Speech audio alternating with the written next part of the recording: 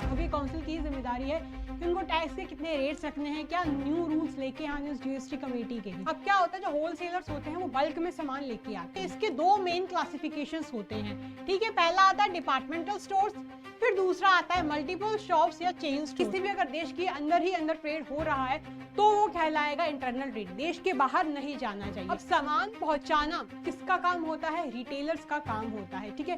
Wholesaler जाके सामान नहीं पहुंचाते हैं कस्टमर्स को, क्योंकि बच्चों रिटेलर्स को ना अलग अलग वैरायटी ऑफ प्रोडक्ट्स रखने पड़ते हैं। होलसेल ट्रेड में क्या होता था कि बल्क में सामान खरीदा जाता था, लेकिन रिटेल ट्रेड में कंज्यूमर्स को सामान, तो ये क्या होती है? एक चेन है, एक सप्लाई चेन है। ये चेन आपको अच्छे से याद करनी है, अच्छे से दिमाग में बैठा के रखनी है, तो इस चेन का ही खेल है पूरा। हेलो, नमस्ते, सत श्री अकाल, कैसे हैं आप सभी लोग? उम्मीद करती हूँ बिल्कुल मजे में होंगे और चंगे होंगे। तो स्वागत है आपका नेक्स्ट टॉपर्स कॉमर्स के इस अमेजिंग प्लेटफॉर्म पे, जहाँ पे हम देश का भविष्य बनाते हैं। और मैं हूं आपकी अपनी प्रबलीन कौर, आपकी अपनी बिजनेस स्टडीज क्वीन। और आज हम शुरू करने वाले हैं अपनी क्लास 11th का चैप्टर इंटरनल ट्रेड। ठीक है बच्चों, तो ये चैप्टर ना बहुत ही इजी एंड प्यारा है, ठीक है। बहुत ही इजी है, जनरल है। तो इस चैप्टर को आपको ध्यान से पढ़ना है। और ये चैप्टर तो वैसे आपका फेवरेट होगा ही, लेकिन और फेवरेट मैं बना दूंगी, ठीक है बच्चों। तो बेसिकली हम इस चैप्टर में पढ़ेंगे कि इंटरनल ट्रेड क्या होता है, ठीक है। फिर होलसेल ट्रेड क्या होता है, रिटेल ट्रेड क्या होता है, फिर रिटेल ट्रेड में भी हम पढ़ेंगे कि स्मॉल स्केल ट्रेड क्या होता है, लार्ज स्केल ट्रेड क्या होता है, and at last we will be studying कि क्या होता है जीएसटी, ठीक है बच्चों। जीएसटी बहुत ही इंपॉर्टेंट टॉपिक है। तो बिना किसी देर के हम शुरू करते हैं हमारा चैप्टर इंटरनल ट्रेड, ठीक है बच्चों। तो सबसे पहले तो जान लेते हैं कि इंटरनल ट्रेड क्या होता है। सो डेफिनेशन ये बोलती है, when buying and selling of goods and services take place within the geographical limits of a country, it is known as internal trade। यानी जब व्यापार, जब buying and selling of goods, buying and selling of goods क्या होता है? Trade होता है, ठीक है। ये तो हमने बहुत ही अच्छे से पढ़ा हुआ है, ठीक है। जब सामान को बाय एंड सेल किया जाता है एक ही देश के अंदर अंदर, एक ही देश की जोग्राफिकल जो लिमिट्स हैं, ठीक है, ये हमारा भारत का मैप है, ठीक है। जब एक ही देश के अंदर अंदर ट्रेड किया जाता है, सामान को भेजा जाता है इधर से उधर, ठीक है, तो वो कहलाता है इंटरनल ट्रेड। हमें नाम से ही समझ आ रहा है कि इंटरनल मतलब अंदर का, और ट्रेड मतलब होता है व्यापार, यानी buying and selling of goods. तो जब buying and selling of goods देश के अंदर ही अंदर होता है, कश्मीर यानी कश्मीर टू कन्याकुमारी, ठीक है, north to south, east to west वगैरह वगैरह वगैरह, जब इस देश के ही अंदर होता है ट्रेड, तो हम उसे बोलते हैं इंटरनल ट्रेड। याद रखिए, बस देश के ही अंदर होना चाहिए, ठीक है। किसी भी अगर देश के अंदर ही अंदर ट्रेड हो रहा है तो वो कहलाएगा इंटरनल ट्रेड, देश के बाहर नहीं जाना चाहिए। अगर देश के बाहर जाएगा तो फिर वो आपका कहलाएगा एक्सटर्नल ट्रेड, ठीक है बच्चों। आई बात समझ में कि इंटरनल ट्रेड क्या होता है? हाँ जी। आप जानते हैं कि इंटरनल ट्रेड के मेन फीचर्स क्या होते हैं जिससे इंटरनल ट्रेड पहचाना जाता है, ठीक है। अब ये तो होता ही है कि किसी भी देश के अंदर ही अंदर ट्रेड किया जाता है तो इंटरनल ट्रेड कहलाता है, लेकिन और क्या ऐसे फीचर्स हैं जिससे हम ये पहचान सकते हैं कि इंटरनल ट्रेड क्या होता है, ठीक है। तो पहला आता है वही, the buying and selling of goods and services take place within a country. यानी जो भी आपका buying and selling of goods and services हो रहा है वो किसी एक ही देश में होना चाहिए, ठीक है। अगर हम इंडिया टू पाकिस्तान भेज देंगे, वैसे पाकिस्तान क्यों भेजेंगे? पाकिस्तान वालों से तो हमारी बनती नहीं है और ना ही बनानी है उनसे, ठीक है। यानी अगर हम इंडिया से किसी भी और देश में ट्रेड वगैरह करते हैं तो वो आपका कहलाएगा एक्सटर्नल ट्रेड, लेकिन जब हम इंडिया में ही करते हैं ट्रेड तो वो कहलाएगा आपका इंटरनल ट्रेड, ठीक है। तो यानी जब ज्योग्राफिकल लिमिट्स के अंदर ही अंदर होता है किसी देश के तो वो आपका क्या कहलाता है?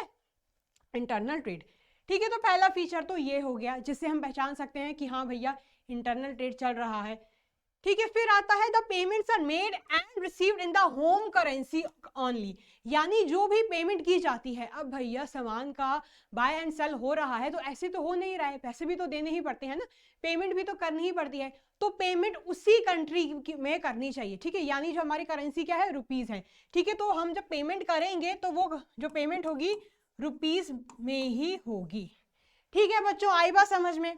फिर आता है there are no or very few formalities to be completed by the traders.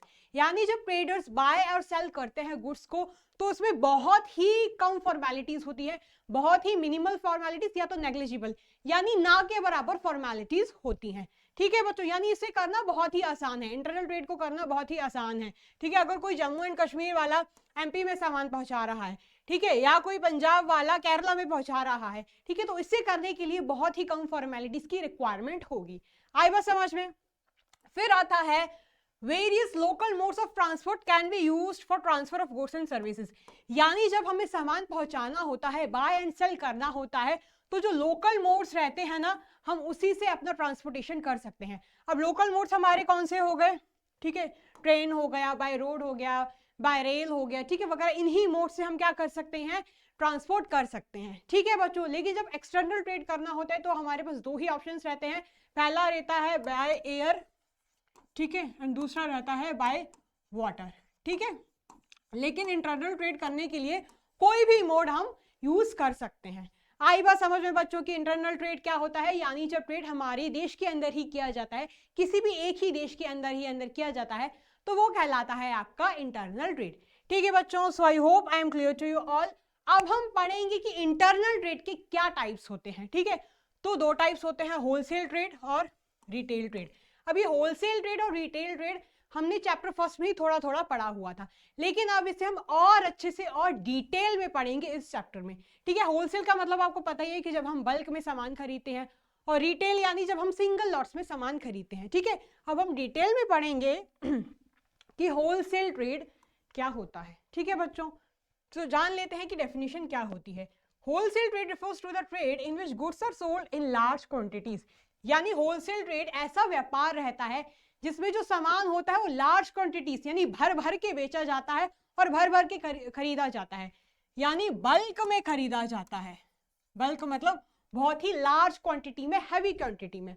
ठीक है, फिर wholesaler buys a goods directly from the manufacturer in bulk, यानी जो होलसेलर सामान किससे खरीदता है, मैन्युफैक्चरर से। अब मैन्युफैक्चरर कौन होता है, जो बनाता है सामान को, जो सामान को प्रोड्यूस करता है। ठीक है, उससे क्या करता है, बल्क में सामान खरीदता है, यानी भर भर के सामान खरीदता है, and sells them in small lots to the retailer, और रिटेलर को जाके स्मॉल लॉट्स में बेच देता है। ठीक है बच्चों, तो इसकी ना एक चेन होती है। अब सामान कहाँ से बनता है, मैन्युफैक्चरर से बनता है, यानी मैन्युफैक्चरर कौन हो गया, आपका प्रोड्यूसर, जो सामान बनाता है, जो फैक्ट्रीज वगैरह में सामान बनता है। ठीक है, फिर मैन्युफैक्चरर सप्लाई करता है किसको, होलसेलर को। ठीक है, किसको, होलसेलर को। ठीक है, स्पेलिंग गलत लिख रही हूँ यार, देखो मुझे स्पेलिंग ही नहीं आ रही, इंग्लिश पढ़नी पड़ेगी मैग्नोलिया मैम से, है ना, होलसेलर को। ठीक है बच्चों, फिर होलसेलर फर्दर सप्लाई करता है रिटेलर को। ठीक है, और फिर रिटेलर फर्दर सप्लाई करता है किसको, हम जैसे लोगों को, यानी कंज्यूमर्स को। ठीक है बच्चों, ये क्या हो गया, हाँ, यानी कंज्यूमर्स को।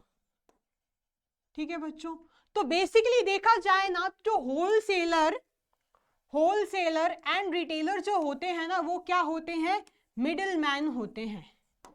ठीक है, यानी इंटरमीडिएट होते हैं, जो सामान को मैन्युफैक्चरर से कंज्यूमर तक पहुंचाने में मदद करते हैं। ठीक है बच्चों, तो ये क्या होती है, एक चेन है, एक सप्लाई चेन है।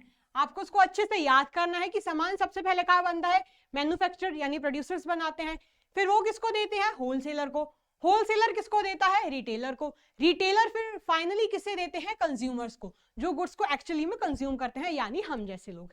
ठीक है बच्चों, आई बात समझ में, हाँ जी। सो क्या बोल रहा है कि जो होलसेलर है वो डायरेक्टली सामान किससे खरीदता है, मैन्युफैक्चरर से खरीदता है, बल्क में खरीदता है, यानी लार्ज क्वांटिटीज में खरीदता है और जाके बेच देता है रिटेलर को। ठीक है बच्चों, आई बात समझ में, ये चेन आपको अच्छे से याद करनी है, अच्छे से दिमाग में बैठा के रखनी है, बस इस चेन का ही खेल है पूरा, पता। अब चलो आगे बढ़ते हैं। हाँ जी, तो क्या फीचर्स होते हैं होलसेल ट्रेड के, जिससे ये पहचान सकते हैं कि हाँ भैया होलसेल ट्रेड हो रहा है। ठीक है, तो पहला आता है wholesaler acts as a link between producer and retailer. मैंने आपको जस्ट बताया ही कि जो होलसेलर क्या होता है, वो एक लिंक की तरह, एक एजेंट की तरह एक्ट करता है बिटवीन प्रोड्यूसर एंड रिटेलर। ये आपका प्रोड्यूसर और ये आपका रिटेलर। ठीक है, तो ये बीच का बंदा होता है, जैसे जो हमारा बीच का बंदा होता है ना हमारे ग्रुप में, जो बातें इधर उधर पहुंचाता रहता है, वैसे ही होलसेलर होता है जो सामान इधर उधर पहुंचाता है। ठीक है, जो सामान इधर से खरीद के रिटेलर तक पहुंचाता है। आई बात समझ में। फिर wholesaler deals with large quantities of goods, यानी जो होलसेलर होता है वो कोई छोटी क्वांटिटी में सामान नहीं लेके आता, वो भर भर के लार्ज क्वांटिटीज में सामान खरीदता है, किससे? मैन्युफैक्चरर से। आई बात समझ में? फिर wholesaler generally specialise in one line of product. अब जो होलसेलर्स होते हैं ना, वो जनरली एक ही लाइन के प्रोडक्ट से डील करते हैं। अगर वो स्टेशनरी का सामान खरीद रहे हैं तो वो स्टेशनरी का ही खरीदेंगे और किसी भी घर के आइटम को, किचन वगैरह के आइटम्स को ऐड नहीं करेंगे, ठीक है। तो यानी वन लाइन ऑफ प्रोडक्ट मतलब एक ही टाइप के प्रोडक्ट्स में वो डील करते हैं, ठीक है बच्चों। फिर आता है wholesaler invest large amounts of capital in maintaining stock of goods. जो होलसेलर होता है ना, वो कैपिटल को मेंटेन करके रखते हैं। होलसेलर कहाँ से सामान खरीदते हैं? मैन्युफैक्चरर से। अब जब वो सामान खरीदते ही रहते हैं, यानी उनका जो फ्लो होता है इसी तरह से बना रहता है, ठीक है। अब वो बल्क में इतना सारा सामान लेके आते हैं, ठीक, कहाँ से लेके आते हैं? मैन्युफैक्चरर से लेके आते हैं। अब मैन्युफैक्चरर जब होलसेलर्स को बेच देते हैं तो उनका सामान भी खाली हो जाता है, फिर वो और सामान बनाने लगते हैं। तो ऐसे में क्या होता है कि जो उनको स्टॉक ऑफ गुड्स रहता है ना, वो मेंटेन रहता है, वो मेंटेन यानी बना रहता है, बरकरार रहता है, ठीक है। ऐसा नहीं करते होलसेलर कि एक का सामान खरीद के लेके आए और मैन्युफैक्चरर के पास फिर पड़ा हुआ है ढेर सारा, नहीं, वो क्या करते हैं? बल्क में लेके जाते हैं। अब जब बल्क में लेके जाते हैं तो प्रोड्यूसर्स, मैन्युफैक्चरर्स भी खाली होने लगते हैं, फिर वो और सामान ऐसे ही बनाने लगते हैं। आई बात समझ में? फिर आता है wholesaler generally sells goods in small lots to retailers. अब जो होलसेलर्स होते हैं ना, वो फिर क्या करते हैं? अब उनसे तो सामान लेके आ गए, प्रोड्यूसर से तो सामान लेके आ गए, अब बस लेके आ गए तो अपने पास थोड़ी ना रखेंगे, वो किसको सप्लाई करते हैं, किसको बेचते हैं? रिटेलर्स को, ठीक है बच्चों। रिटेलर्स के बारे में भी हम डिटेल में पढ़ेंगे। And generally does not sell to the ultimate consumer. अब जनरली क्या करते हैं? अल्टीमेट कंज्यूमर को, जो फाइनल कंज्यूमर होता है उसको नहीं बेचते। जनरली ऐसा ही होता है, लेकिन हाँ कुछ कुछ केसेस में कंज्यूमर भी सीधा होलसेलर से ही खरीदते हैं, बट वो एक दूसरी बात हो जाती है। लेकिन फिलहाल आपको इधर क्या पढ़ना है कि जो होलसेलर्स होते हैं वो सामान किसको बेचते हैं? रिटेलर्स को बेचते हैं, ठीक है बच्चों। फिर generally the margin of profit of wholesaler is low. अब जो होलसेलर का जो प्रॉफिट मार्जिन होता है ना, वो लो रहता है पर यूनिट पर, ठीक है। पर यूनिट पर उनका जो प्रॉफिट मार्जिन होता है वो लो रहता है। मान लीजिए वो 1 किलोग्राम पर 5 रुपए कमा रहे हैं। अगर 1 किलोग्राम पर 5 रुपए कमा रहे हैं तो 100 किलो पे कितना कमाएंगे? ठीक है, 5 × 100, 500 रुपए कमाएंगे ना। अब भैया 1 किलो पे 5 रुपए कमा रहे हैं, 100 किलो पे थोड़ी ना 5 रुपए कमाएंगे। 100 किलो पे तो वो 500 रुपए कमाएंगे, और सिर्फ 1 किलो तो वो खरीदेंगे नहीं मैन्युफैक्चरर से, प्रोड्यूसर से, तो वो क्या करते हैं? बल्क में खरीदते हैं, ठीक है बच्चों। तो ये मत सोचिए कि वो बेचारे गरीब हैं, गरीब नहीं होते हैं। लोगों को दिखता है कि वो गरीब हैं, लेकिन अंदर से वो अमीर ही होते हैं। हर एक इंसान अपना अपना स्वार्थ ढूंढता है आज की दुनिया में, ठीक है बच्चों। तो होलसेलर भी अपना ही स्वार्थ ढूंढता है कि मैं, लोगों को तो लगेगा कि मैं गरीब हूं, नहीं, लेकिन अगर 1 यूनिट पे आपको 5 रुपए का मुनाफा मिल रहा है तो 100 किलो पे 5 रुपए का थोड़ी ना मिलेगा, 100 किलो पे तो आपको 500 रुपए का मिलेगा, ठीक है बच्चों। आई बात समझ में? फिर wholesaler is the first intermediary in the distribution chain. जो होलसेलर होता है वो पहला इंटरमीडिएट होता है, यानी पहला मिडिल मैन होता है। जो चेन जो मैंने आपको बताई थी, जो डिस्ट्रीब्यूशन चेन होती है उसमें पहला मिडिल मैन रहता है, ठीक है। ये देखो होलसेलर क्या होता है? ये पहला मिडिल मैन रहता है, रिटेलर रहता है दूसरा, ठीक है। तो पहला कौन रहता है? हमारा होलसेलर, ठीक है। यानी इस चेन को फर्दर आगे कौन बढ़ाता है? होलसेलर ही बढ़ाता है, ठीक है बच्चों। आई बात समझ में? तो ये कुछ फीचर्स थे होलसेल ट्रेड के, ठीक है। अब बढ़ते हैं आगे, यानी अब क्या क्या सर्विसेज होलसेलर्स प्रोवाइड करते हैं।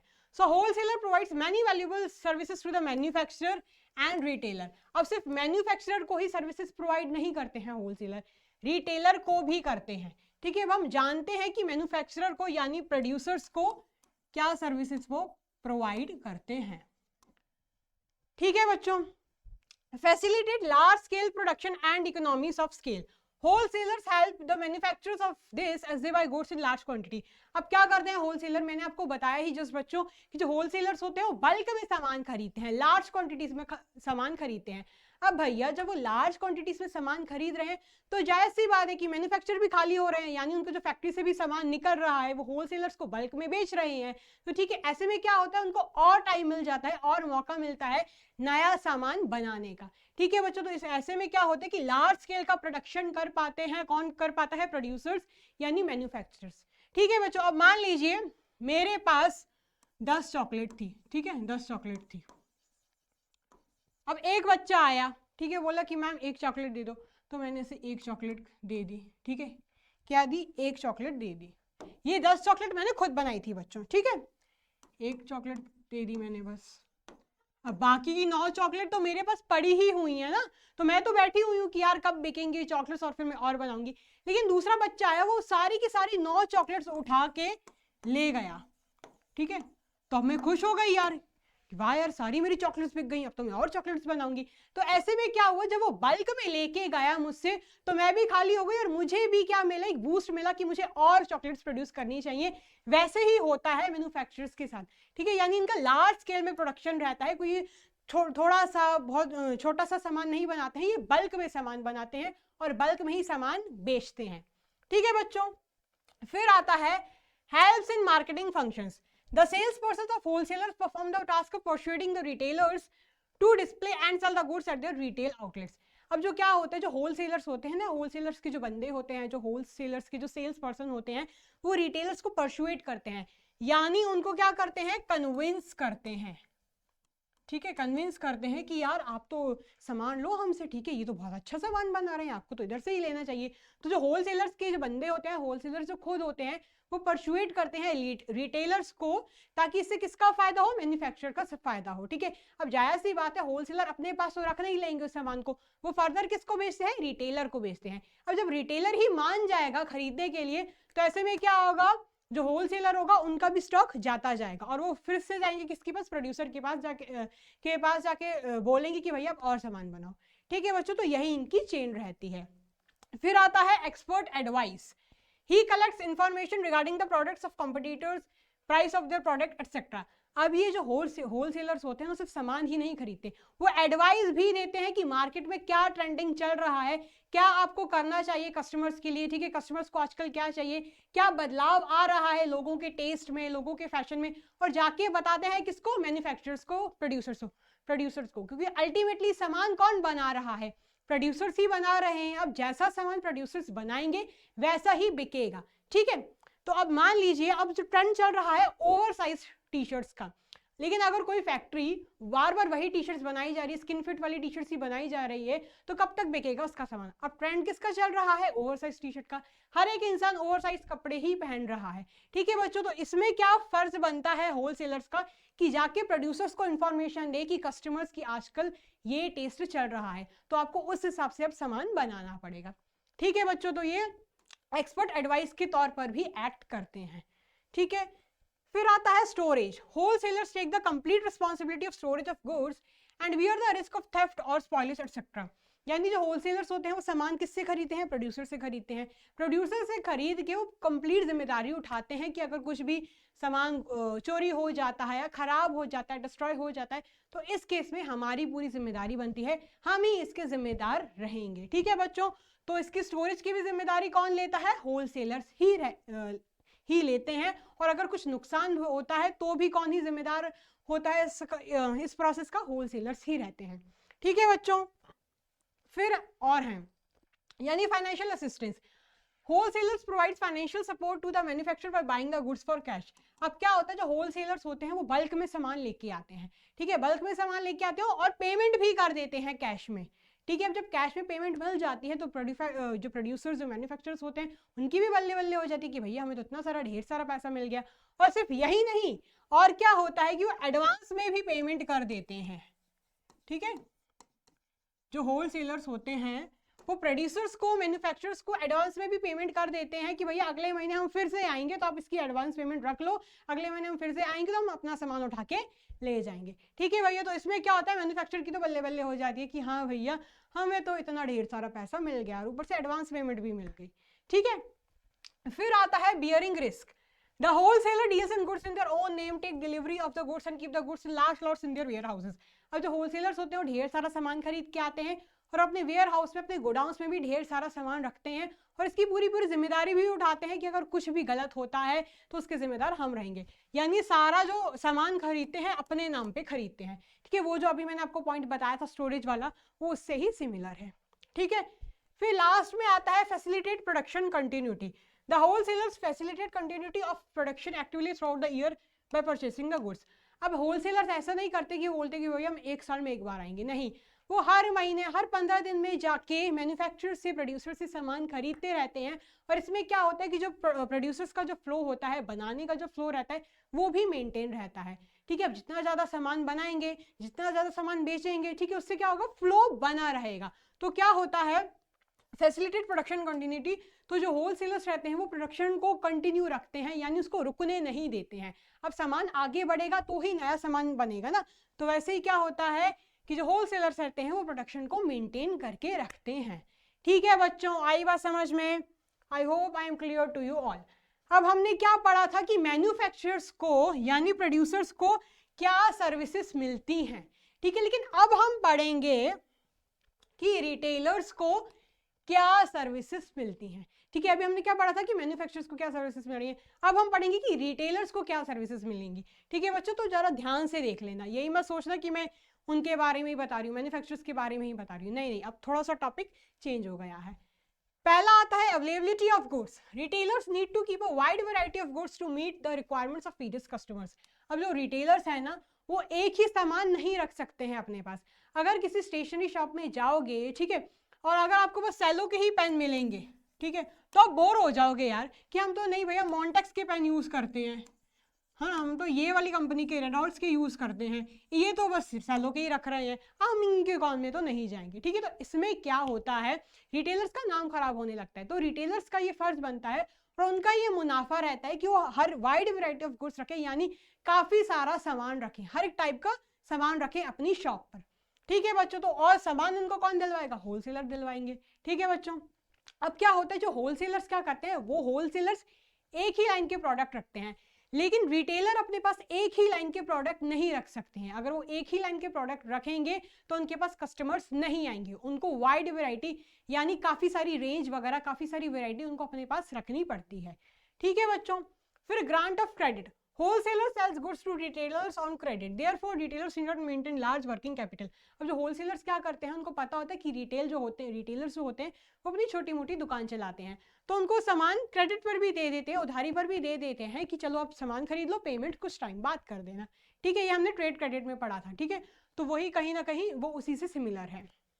फिर आता है risk sharing. Wholesalers bears the risk of change in demand, risk of damage in transit, risk of theft और spoilage in warehouse etcetera. अब जो क्या होता है कि जो होलसेलर्स, मैंने आपको क्या बताया था कि कंप्लीटली जिम्मेदारी लेते हैं कि अगर कुछ भी नुकसान होता है तो हम उसके लिए जिम्मेदार रहेंगे। लेकिन जब होलसेलर्स रिटेलर्स को सामान प्रोवाइड कर देते हैं, और रिटेलर्स भी क्या करते हैं, रिटेलर से अगर कुछ क्या होता है ऊंच नीच हो जाती है, अगर उनसे सामान खराब हो जाता है, तो ऐसे में रिटेलर्स भी क्या करते हैं, इसके लिए जिम्मेदार होते हैं।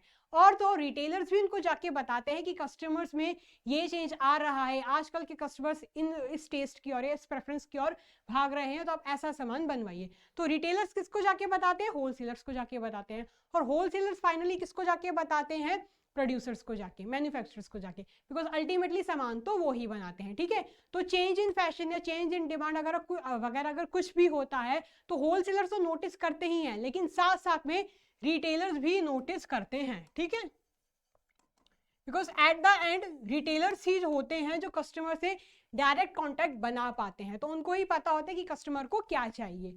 ठीक है, फिर आता है specialised knowledge. Wholesaler has direct link between the manufacturer, so he comes to know about the latest technology. अब होलसेलर का डायरेक्ट कॉन्टैक्ट किसके साथ रहता है, मैन्युफैक्चरर के साथ रहता है, तो उसको पता होता है कि क्या लेटेस्ट टेक्नोलॉजी है और ये क्या टेक्नोलॉजी यूज कर रहे हैं।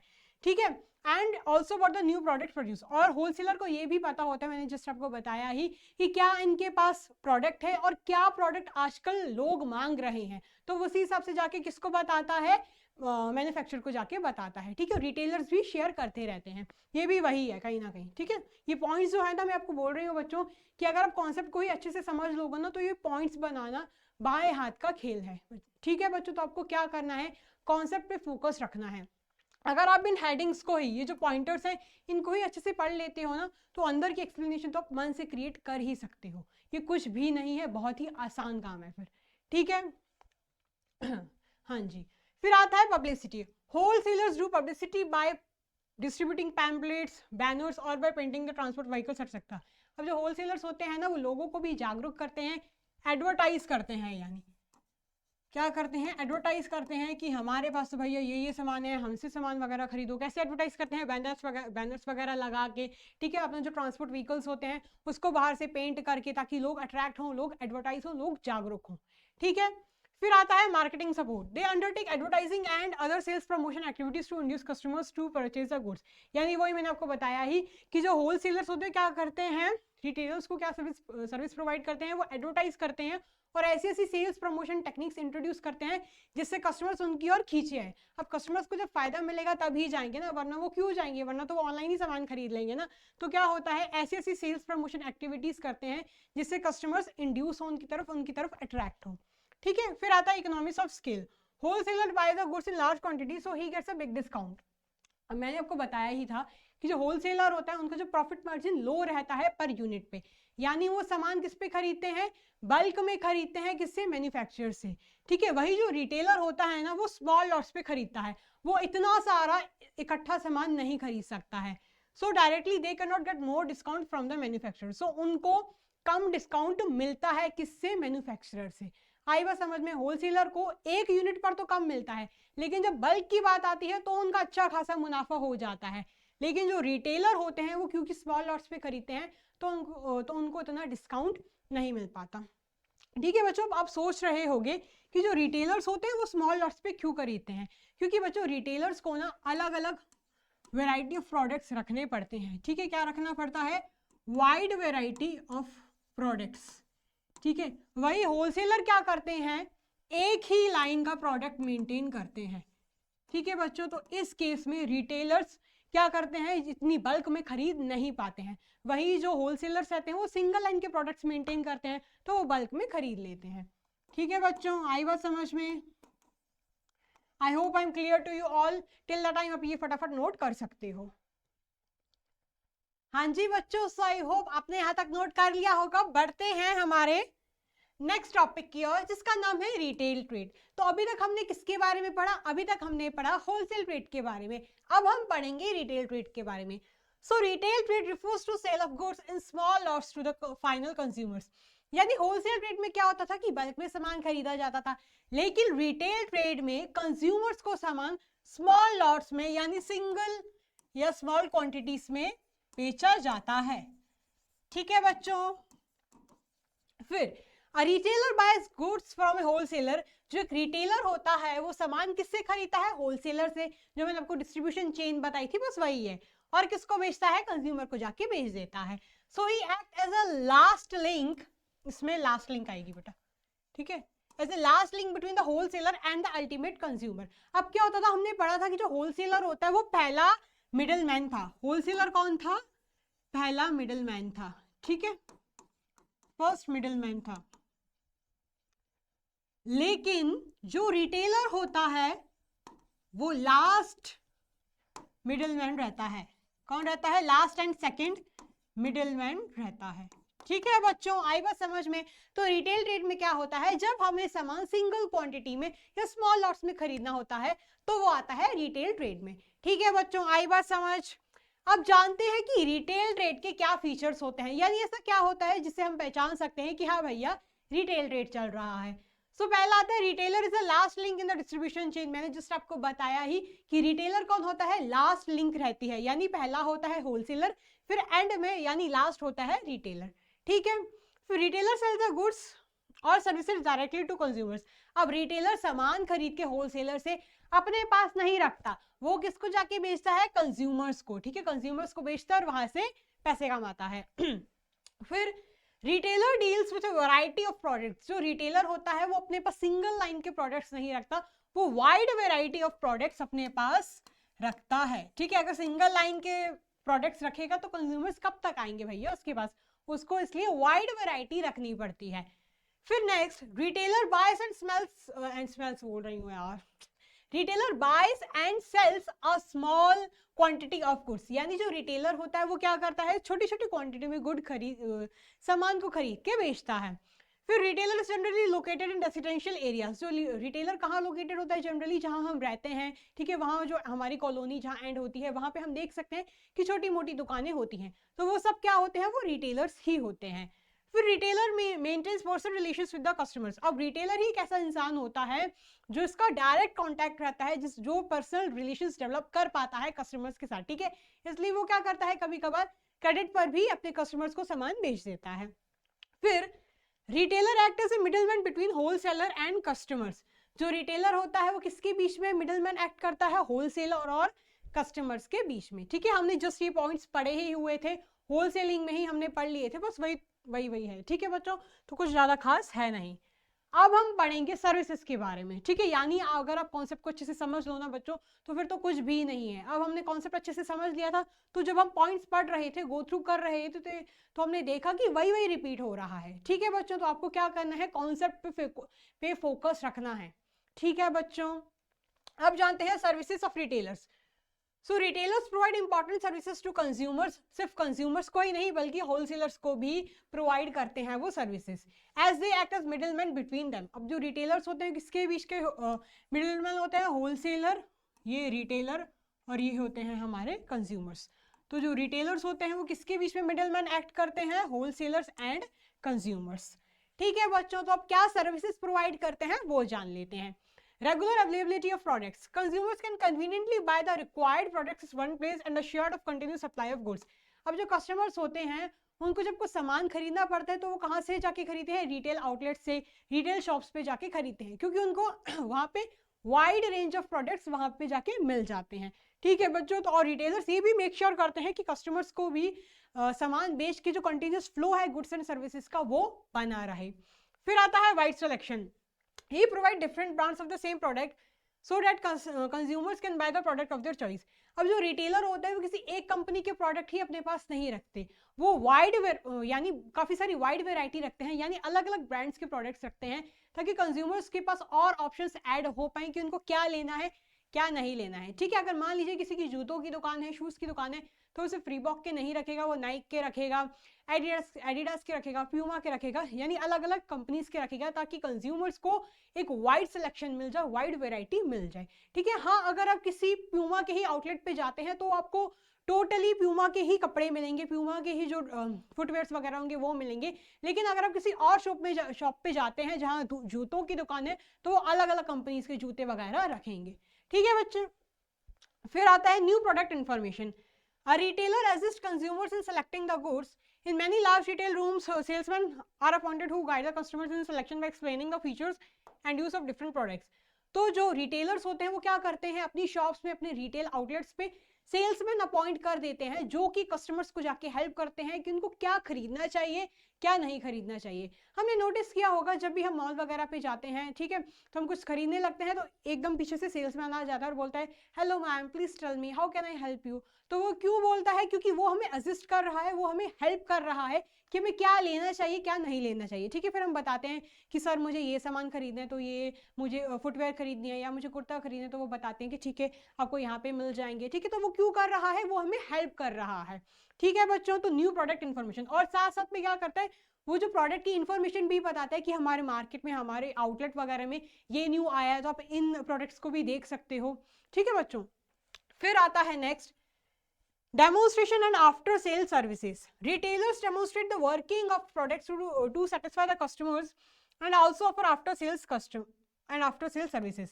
अब बस यहीं तक ये बात खत्म नहीं हो जाती है। जो रिटेलर्स होते हैं वो कस्टमर्स को ये भी बताते हैं कि आपको ये सामान कैसे यूज करना है, ठीक है। फिर अगर सामान खराब हो जाता है तो आपको क्या करना है, यानी अगर कुछ मान लीजिए कुछ ऐसा इलेक्ट्रिकल गैजेट है, तो वो जो रिटेलर्स होते हैं वो डेमो करके बताते हैं कि आपको उसको ऐसे चालू करना पड़ेगा, ऐसे बंद करना पड़ेगा, यानी ऐसा परफॉर्म करता है, ठीक है। आफ्टर सेल सर्विसेज भी देते हैं कि अगर कुछ खराब हो गया तो आप क्वेरी अपनी लेके आ सकते हो, कस्टमर केयर की सर्विसेज वगैरह प्रोवाइड करते हैं, ठीक है बच्चों। फिर आता है होम डिलीवरी। कुछ जो रिटेल आउटलेट्स होते हैं वो होम डिलीवरी भी प्रोवाइड करते हैं कस्टमर के डोर स्टेप पे विदाउट एनी एक्स्ट्रा चार्जेस, ठीक है। यानी बिना डिलीवरी के चार्जेस वो क्या करते हैं, सामान प्रोवाइड करवा देते हैं, ठीक है। कुछ कंपनीज तो इंस्टॉलेशन चार्जेस भी नहीं लेती। इंस्टॉलेशन चार्जेस यानी जब कुछ सामान को हम इंस्टॉल करते हैं, चालू करते हैं, तो उसके चार्जेस भी नहीं लेती हैं। तो कुछ रिटेलर्स होम डिलीवरी भी प्रोवाइड करती हैं, ठीक है बच्चों, फिर आता है convenience in buying. Retail stores are located in residential areas as well as in the main market. अब जो रिटेल आउटलेट्स होते हैं वो हर कॉलोनी, हर गली मोहल्ले के बाहर तो होते ही है, लेकिन मेन मार्केट में भी रहते हैं। ठीक है, वो हम पे डिपेंड करता है कि हमें कहाँ जाना है। ठीक है, जो किराने वगैरह की दुकानें होती है वो हर मोहल्ले के एंड पे हमें मिल ही जाती हैं, लेकिन जो कपड़ों वगैरह की दुकान है, फुटवेयर की दुकान है वगैरह, तो वो हमें मेन मार्केट में ही देखने को मिलती है जनरली। ठीक है ना बच्चों, तो रेसिडेंशियल एरियाज में भी मिल जाएंगे आपको रिटेल स्टोर्स और मेन मार्केट में भी मिल जाएंगे। फिर आता है credit facility. Short term and small amount credit is offered by the retailer himself.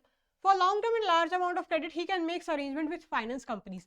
अब क्या होता है, जब हम छोटा सामान खरीदते हैं तो जो कंपनीज तो जो रिटेल आउटलेट्स होते हैं, जो रिटेल स्टोर्स होते हैं, वो खुद ही डील कर लेते हैं हमसे कि चलो भैया अभी सामान ले जाओ, कुछ दिन बाद आके आप पेमेंट कर देना। लेकिन जब बड़े सामान की बात आती है, यानी जब हम क्या करते हैं, एसीज वगैरह खरीदने हैं, टीवी वगैरह खरीदनी है, तो क्या करती हैं जो रिटेल आउटलेट्स होते हैं ना, वो डील कर लेते हैं फाइनेंस कंपनीज के साथ। ठीक है, अब हमने एसी उठाया था तो हमने क्या किया था, ईएमआई पे उठाया था, और जहां से हमने एसी उठाया ना, उसने डील की हुई थी एचडीएफसी कंपनी के साथ। ठीक है, तो क्या करते हैं कुछ रिटेल आउटलेट्स फाइनेंस कंपनी के साथ डील कर लेते हैं जब बात आती है बड़े प्रोडक्ट्स की। अब एसी कोई छोटा मोटा प्रोडक्ट तो ही ना है नहीं, एसी है बड़ा प्रोडक्ट। तो जब बड़े प्रोडक्ट्स की बात आती है तो जो रिटेल कंपनीज, जो रिटेल आउटलेट्स वगैरह होते हैं, वो डील कर लेते हैं फाइनेंस कंपनीज के साथ। ठीक है बच्चों, आए बात समझ में? अब जानते हैं, अभी हमने पढ़ा कि क्या फायदे मिलते हैं, यानी क्या सर्विसेज मिलते हैं कंज्यूमर्स को। अब हम पढ़ेंगे कि क्या सर्विसेज मिलती हैं होलसेलर को एंड मैन्युफैक्चरर को। ठीक है बच्चों, so helps in distribution of goods. Retailers relieve the wholesalers and manufacturers from the burden of collecting and supplying small orders to widely scattered customers. अब सामान पहुंचाना किसका काम होता है? रिटेलर्स का काम होता है। ठीक है, होलसेलर्स जाके सामान नहीं पहुंचाते हैं कस्टमर्स को, जो सामान पहुंचाने का काम होता है वो रिटेलर्स को होता है, और रिटेलर्स को कस्टमर्स की नब्ज पता रहती है कि अभी कस्टमर्स को क्या चाहिए। ठीक है, कुछ महीनों बाद कस्टमर्स को क्या चाहिए होगा, तो जो सामान पहुंचाने का जो काम रहता है, यानी सामान जो एंडिंग प्रोसेस रहती है कस्टमर तक, वो कौन करता है? वो रिटेलर ही करते हैं। ठीक है बच्चों, फिर personal selling. The retailer relieves producers of wholesalers of this activity and helps greatly in the proven of sale. जो रिटेलर्स क्या करते हैं, पर्सनल सेलिंग यानी पर्सनल रिलेशंस वगैरह डेवलप करके क्या करते हैं, कस्टमर्स को अपने गुड्स प्रोवाइड करते हैं। ठीक है बच्चों, फिर आता है enabling large scale production. The presence of retailer makes manufacturer and wholesalers free from the trouble of making individual sales to consumer small quantities. अब जब रिटेलर्स बीच में पड़ जाते हैं ना, तो होलसेलर एंड मैन्युफैक्चरर्स की तो भैया छुट्टी हो जाती है कि बांटने का काम, यानी जो सप्लाई सेल करने का काम तो रिटेलर्स का ही है। तो इस केस में क्या हो जाता है, मैन्युफैक्चरर एंड होलसेलर्स उससे फ्री हो जाते हैं, वहां से वो आउट हो जाते हैं उस गेम से। ठीक है बच्चों, यानी बेचने के गेम से मैन्युफैक्चरर एंड होलसेलर्स पहले ही निकल जाते हैं, कि उनको पता होता है कि भैया सामान तो यही पहुंचाएगा, रिटेल भाई ही पहुंचाएगा। ठीक है बच्चों, फिर आता है helpful in promotion. Retailers participate in the promotional activities of manufacturers and wholesalers in various way. अब जो रिटेलर्स होते हैं ना, वो क्या करते हैं, जो होलसेलर्स की और जो मैन्युफैक्चरर्स की जो प्रमोशनल एक्टिविटीज होती है ना, उसको भी प्रमोट करते हैं कि भैया आपको अगर आप ये सामान लेंगे तो इसको आपको इस प्रोडक्ट पे आपको डिस्काउंट वगैरह मिलेगा। ठीक है, तो रिटेलर्स क्या करते हैं इस केस में, मैन्युफैक्चरर्स एंड होलसेलर्स का भी काम करते हैं प्रमोशन करके। फिर आता है कलेक्टिंग मार्केट इंफॉर्मेशन। अब मैंने आपको बताया ही कि अगर किसी का डायरेक्ट कांटेक्ट रहता है कस्टमर्स के साथ, तो वो होते हैं रिटेलर्स। तो रिटेलर्स को ही कस्टमर्स की नब्ज पता रहती है कि अभी उनको क्या चाहिए, और 10 महीने बाद, 5 महीने बाद इनको क्या चाहिए होगा। ठीक है बच्चों, so retailers provide information to the wholesaler और manufacturer regarding the taste, expectation and demand of the customers. तो रिटेलर जाके बताते हैं कि हाँ भैया अभी कस्टमर्स को ये चाहिए, अब आप ऐसा सामान बना सकते हैं, 10 महीने बाद उनको ये सामान चाहिए होगा, तो आप उसी हिसाब से बनाना शुरू कर दीजिए। ठीक है बच्चों, क्योंकि डायरेक्ट कॉन्टेक्ट किसका होता है कस्टमर्स के साथ? रिटेलर्स का ही होता है ना। फिर हाँ जी, इधर तक हमने पढ़ लिया कि क्या सर्विसेज मिलती है होलसेलर मैन्युफैक्चरर को, और इधर हमने पढ़ा था कि क्या सर्विसेज मिलती है कंज्यूमर्स को। अब हम जानेंगे कि रिटेलर्स के क्या क्लासिफिकेशन होते हैं, यानी ये इसके क्लासिफिकेशन है। ठीक है बच्चों, साइज यानी अब जरूरी नहीं है कि हर एक रिटेल आउटलेट बहुत ही बड़े लेवल पे काम करेगा। ठीक है, कुछ स्मॉल स्केल पर भी काम करते हैं, ठीक है, और कुछ लार्ज स्केल पर भी काम करते हैं। ठीक है बच्चों, यानी अगर आप गली मोहल्ले के बाहर की जो ग्रोसरी स्टोर होगा, कुछ भी जो दुकान होगी, किराने वगैरह की दुकान होगी, वो छोटे स्केल पर परफॉर्म कर रही है, और अगर आप मेन मार्केट में जाएंगे, मॉल्स वगैरह में जाएंगे, तो वहां जो आपको रिटेल आउटलेट्स दिखते हैं वो बड़े लेवल पर परफॉर्म करते हैं। तो जरूरी नहीं है कि हमेशा बड़े साइज का ही रिटेल आउटलेट हो, छोटे साइज की भी रिटेल कंपनी रिटेल ऑर्गेनाइजेशन हो सकती है। ठीक है बच्चों, फिर आता है प्रोडक्ट मिक्स। प्रोडक्ट मिक्स यानी कुछ रिटेल आउटलेट्स क्या रखते हैं, सिंगल लाइन के प्रोडक्ट्स रखते हैं, सिंगल लाइन के प्रोडक्ट्स रखते हैं, और कुछ रिटेल आउटलेट्स डिफरेंट लाइन के प्रोडक्ट्स रखते हैं। ठीक है बच्चों, यानी कुछ आउटलेट्स पे क्या होता है कि हमें एक ही टाइप का सामान मिलता है। जैसे कि अगर हम एप्पल में जाएंगे तो हमें बस आईफोन ही मिलेगा, टैबलेट्स वगैरह ही मिलेंगे, ठीक है। लेकिन अगर हम जाएंगे नाइक के स्टोर पे तो हमें फुटवेयर्स मिल जाएंगे, टी शर्ट्स वगैरह, ठीक है, क्लोथिंग वगैरह भी मिल जाएगी। तो वो क्या कर रही है, वो डिफरेंट लाइन में परफॉर्म कर रही है। वहीं जो आईफोन है, एप्पल है, वो सिंगल लाइन में परफॉर्म कर रहा है। ठीक है बच्चों, आई बात समझ में। यानी कुछ जो रिटेल आउटलेट्स होते हैं वो एक ही क्या बोलते हैं, एक ही लाइन के प्रोडक्ट्स रखते हैं। वही जो कुछ जो रिटेल आउटलेट्स होते हैं वो अलग अलग लाइन ऑफ प्रोडक्ट्स रखते हैं अपने पास। ठीक है, वो कस्टमर्स पे डिपेंड करता है कि वो कहाँ जाना चाहते हैं। ठीक है, फिर आता है प्राइसिंग। अब प्राइसिंग में क्या होता है कि कुछ रिटेल आउटलेट्स पे फिक्स प्राइसिंग रहती है और कुछ पे फ्लक्चुएट कर सकते हैं हम। ठीक है, कुछ पे हम नेगोशिएट कर सकते हैं, कुछ पे हम क्या कर सकते हैं, नेगोशिएट कर सकते हैं। अब हम कुछ शॉप्स पे जाते हैं तो वहां पहले ही बाहर लिखा रहता है फिक्स प्राइस। ठीक है, यानी एक ही दाम रहेगा। आप ये नहीं बोल सकते कि डिस्काउंट कर दो ना, डिस्काउंट कर दो ना, नहीं, वो पहले ही भैया लगा देते हैं, बाहर एक पैम्पलेट लगा देते हैं, फिक्स्ड दाम, फिक्स्ड रेट, एक ही दाम। ठीक है, तो उसका क्या मतलब होता है कि इसी प्राइस पर हम बेच रहे हैं, इसी प्राइस के एक भी रुपए ऊपर नीचे हम नहीं बेचेंगे। ठीक है, हम मॉल्स वगैरह में भी जाते हैं तो वहां पहले ही लिखा रहता है 20% discount on this, 50% discount on this, तो उसके एक भी रुपए ऊपर नीचे हम नहीं करवा सकते हैं। ठीक है बच्चों, तो वो क्या होता है, वो फिक्स प्राइस का मेथड होता है। लेकिन कुछ दुकानों पर हम जाते हैं और जाके काफी सारा 100, 200, 300 रुपए का नेगोशिएशन हम करवा ही देते हैं। और अगर मम्मी के साथ जा रहे हैं तो वो 300 रुपए की चीज 50 रुपए में, 100 रुपए में आराम से ले ही आती है। ठीक है बच्चों, तो क्यों, क्योंकि कुछ जो रिटेल आउटलेट्स, कुछ जो फॉर्म्स होते हैं वो एक्सेप्ट करते हैं नेगोशिएशन को, कुछ नहीं करते हैं, तो इसलिए प्राइसिंग में डिफरेंस आ जाता है। आई बात समझ में।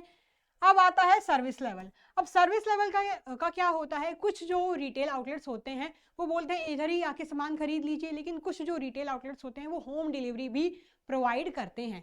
ठीक है बच्चों, तो सर्विस का भी डिपेंड करता है। कुछ जो रिटेल आउटलेट्स होते हैं वो होम डिलीवरी तो प्रोवाइड करते हैं, साथ साथ में उसका कोई डिलीवरी चार्ज भी नहीं लेते हैं। लेकिन कुछ रिटेल आउटलेट्स क्या बोलते हैं, इधर ही आके खरीदो और इधर से ही लेके जाओ, हम डिलीवरी चार्ज यानी हम होम डिलीवरी प्रोवाइड नहीं करेंगे। ठीक है, फिर आता है फॉर्म्स ऑफ ओनरशिप। अब जरूरी नहीं है कि हर एक फॉर्म सोल प्रोप्राइटरशिप भी हो। ठीक है, सोल प्रोप्राइटरशिप ही हो, कुछ कंपनीज फॉर्म भी रहते हैं, या पार्टनरशिप हो सकता है, कुछ भी हो सकता है। अगर हम किसी गली मोहल्ले के जो बाहर किसी दुकान, जो किराने वगैरह की दुकान पे जाते हैं तो वो क्या होती है, वो सोल प्रोप्राइटरशिप का एक एग्जांपल होता है। उसका जो फॉर्म ऑफ ओनरशिप होता है वो रहता है सोल प्रोप्राइटरशिप पे। ठीक है, लेकिन अगर हम एप्पल, माइक्रोसॉफ्ट वगैरह पे जाएंगे तो ये बहुत बड़ी कंपनीज हैं, तो उसका फॉर्म क्या है, उनका फॉर्म है कंपनी का।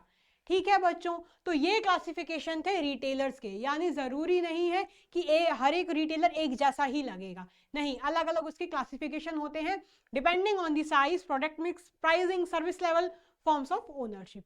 ठीक है बच्चों, आई होप आपको ये समझ आ गया होगा। ये जो मैंने आपको पॉइंट्स लिख के दिए हुए हैं ना, ये आप अलग से थोड़ा सा लिख लो, ठीक है, ताकि आप इसकी जो एक्सप्लेनेशन है वो आराम से क्रिएट कर पाओ। चलो फटाफट स्क्रीनशॉट ले लो या नोट डाउन कर लो। हाँ जी बच्चों, सो आई होप आपने यहाँ तक नोट कर लिया होगा। अब बढ़ते हैं हमारे नेक्स्ट टॉपिक की ओर, जिसका नाम है टाइप्स ऑफ रिटेलर्स। यानी रिटेलर्स के क्या टाइप्स होते हैं। पहला है अटिनरेंट रिटेलर्स, ठीक है, इसको इटिनरेंट नहीं अटिनरेंट पढ़ते हैं। और दूसरा है फिक्स्ड शॉप रिटेलर्स। ठीक है, अब हम इनके बारे में भी डिटेल में पढ़ने वाले हैं। तो पहला है हमारा अटिनरेंट रिटेलर्स के टाइप्स। ठीक है, अटिनरेंट refers to retailers who have no fixed place of sale। यानी ये जो अटिनरेंट रिटेलर्स होते हैं ना, इनका कोई भी एक ठिकाना नहीं होता है, जिन्हें हम अपनी देसी भाषा, लोकल भाषा में बोलते हैं फेरी वाले। वो फेरी वाला भैया आ गया बोलते हैं ना, तो बस ये फेरी वाले ही होते हैं। ठीक है बच्चों, they move from one place to another in search of customers, यानी एक जगह से दूसरी जगह तक शिफ्ट होते रहते हैं, जाते रहते हैं कस्टमर्स की खुराक में, कस्टमर्स को ढूंढने के लिए ताकि उनका सामान बिक जाए। ठीक है बच्चों, तो अब अटिनरेंट्स के भी क्या टाइप्स होते हैं। पहला आता है हॉकर, यानी हॉकर वही वो फेरी वाला, ठीक है, carries a goods on wheeled carts और on the back of animals and a peddler carries a goods on his own head और बैक। यानी जो हॉकर होता है ना, वो क्या करता है, वो जो अपना सारा सामान किस पे ला देता है, अपनी जो कोई भी, अगर कोई गाय है वगैरह, ठीक है, कोई भी इसका जो जानवर रहता है, कोई भी जो एनिमल होता है ना जिसके साथ वो जाता है, जगह से जगह जाता है, ठीक है, अपना सामान बेचता है, वो कहलाता है आपका हॉकर। ठीक है, तो यानी जो अपना सारा जो लगे, सारा जो सामान रहता है वो किस पे लाद देता है, उस पे, उस पर्टिकुलर एनिमल पे। लेकिन जो पेडलर होता है वो सारा सामान अपने कंधे पे, अपने ऐसे, ठीक है, आपने देखा होगा ऐसे वो जो कश्मीरी सर्दियों में आते हैं, कश्मीरी वाले, कश्मीरी जो शॉल्स, कश्मीरी सूट्स बेचते रहते हैं, ऐसे इतनी बड़ी बड़ी बोरियां टाइप रहती हैं और ऐसे करके आ जाते हैं, ठीक है, और दरवाजा खटखटाते हैं, वो मैडम साहब ले लो, शॉल ले लो, सूट ले लो वगैरह वगैरह। ठीक है, आपने देखा ही होगा, हमारे घर तो भैया हमारे सब मोहल्ले में तो आते हैं। ठीक है, सो इनके क्या मेन फीचर्स होते हैं वो जान लेते हैं। पहला तो ये गली टू गली घूमते हैं, स्ट्रीट टू स्ट्रीट ये घूमते हैं कस्टमर्स की खुराक में। ठीक है, बसेस में घूमते हैं, ट्रेन में घूमते हैं कस्टमर्स की सर्च में।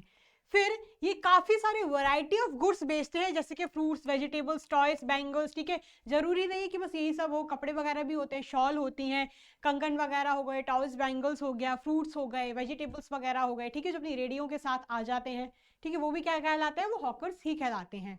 ठीक है, जो आते नहीं रेडी वाले, आलू ले लो, कांदा ले लो, वो हॉकर्स ही होते हैं।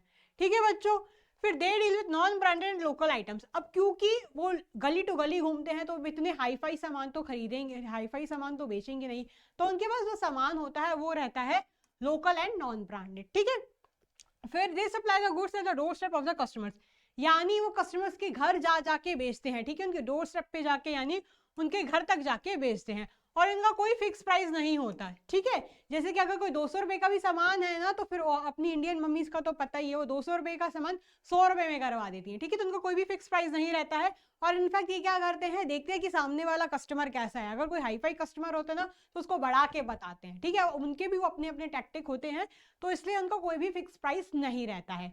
ये बहुत ही पता है जनरल चीजें हैं, ये हम डे टू डे अपनी लाइफ में देखते ही हैं। ठीक है, बस आपको इनको अच्छे से पढ़ना है, जैसे कि आप नाम से ही समझ सकते हैं, अटेंडेंट, रिटेलर्स, हॉकर। हॉकर हमें समझ आता है, ये पेडलर भी वो जो खुद सारा सामान अपने ऊपर लाद के लेके आ जाता है। तो इन सब के पॉइंट्स अगर बस आप एक बार भी यहाँ पढ़ लोगे ना, या जो मैं समझा रही हूँ ना, बस आप इतना ही समझ लोगे, और अगर सीधा भी फिर एग्जाम हॉल में बैठ के अगर ये क्वेश्चन आ जाता है और सीधे एग्जाम हॉल में भी बैठोगे ना, तो भी आपको ये पॉइंट्स क्रिएट हो जाएंगे, तो भी इसके आंसर्स आप आराम से लिख लोगे बच्चों। ठीक है, बिकॉज ये बहुत ही जनरल, बहुत ही ईजी चीजें हैं, हमारी डे टू डे लाइफ में ही हम ये सब चीजें देखते रहते हैं। ठीक है, फिर आता है periodic market traders. These traders sell their goods on fixed rates in different market places. ये जो ट्रेडर्स होते हैं ना, ये जो व्यापारी होते हैं, ये किसी हफ्ते के फिक्स दिन अपना सारा सामान बेचते हैं। जैसे कि हमने सुना होगा Monday market in Karol Bagh, Monday market Sarojini में भी लगती है, वो दिल्ली वाली सरोजनी। ठीक है, हमने सुना ही होगा सरोजनी मार्केट के बारे में। तो उसके बाद उस मंडे मार्केट में कोई भी पर्टिकुलर जो डे होता है उस दिन वो काफी डिस्काउंटेड प्राइस पे सामान बेचते हैं। ठीक है बच्चों, अब इनके क्या फीचर्स होते हैं वो जान लेते हैं। They sell their goods in the weekly markets और मंथली बाजार्स और एनुअल फेयर्स, या तो हर महीने में एक बार, या तो कोई भी फेस्टिवल वगैरह आ रहा है, एनुअल फेयर्स वगैरह, या साल के एंड पे उनको स्टॉक वगैरह क्लियर करना होता है तो भी बेचते हैं, या कोई भी वीकली मार्केट पे ये लगाते हैं। फिर आता है generally they display their goods on temporary structure made outside the shops which are close for a weekly holiday. और ये जनरली इनका कोई परमानेंट स्ट्रक्चर नहीं होता है, ये जो अपना सामान बेचते हैं वो बेचते हैं टेम्पररी स्ट्रक्चर पे। ठीक है बच्चों, तो इनका कोई भी पर्टिकुलर शॉप वगैरह नहीं रहती। फिर दे deal in low price and low quality goods. अब ये चीप क्वालिटी गुड्स पे और लो प्राइस पे ही बेचते हैं, कोई हाई फाई आइटम्स नहीं बेचते हैं। ठीक है, और ये काफी लार्ज वेराइटी ऑफ गुड्स में बेचते हैं, जैसे कि प्लास्टिक प्रोडक्ट्स हो गए, घर के जो बर्तन वगैरह हो गए, यूटेंसिल्स वगैरह हो गए, लेडीज बैग हो गया, लड़कियों के जो पर्स वगैरह होते हैं, शूज वगैरह हो गए, वो सब जो लोकल प्रोडक्ट्स ही होते हैं, जो डे टू डे प्रोडक्ट्स होते हैं ना, उनको बेचते हैं और लोकल प्राइस पे, यानी सस्ते प्रोडक्ट्स होते हैं वो। फिर these traders also set up shops on the occasion of Diwali, Christmas etcetera. यानी ये जो ट्रेडर्स होते हैं ना, दिवाली पे भी अपनी दुकानें लगा लेते हैं, क्रिसमस पे, न्यू ईयर वगैरह पे भी दुकानें लगा लेते हैं, क्योंकि उस टाइम उनको पता होता है कि भीड़ अच्छी होगी, तो उस टाइम उनकी अच्छी बिक्री हो जाएगी। ठीक है बच्चों, अब बढ़ते हैं नेक्स्ट टॉपिक की ओर। फिर आता है street traders. These retailers display their articles on busy street corners pavements, बस स्टैंड्स। ये जो रिटेलर्स रहते हैं ना, ये कहाँ पे अपना ठिकाना लगाते हैं? बिजी स्ट्रीट कॉर्नर्स, जैसे कि रेलवे स्टेशन वगैरह के पास, बस स्टैंड के पास, ठीक है, वही मैंने आपको जो बताया, रेलवे स्टेशन के पास, ठीक है, जहां पे उनको अच्छी भीड़ मिल जाए ना, वहां पे ही अपना जो सामान वगैरह लेके बैठ जाते हैं। ठीक है, ये आपको एग्जांपल दिख ही रहा है इसका, इसलिए मैंने रेफरेंस के लिए फोटो लगाई है।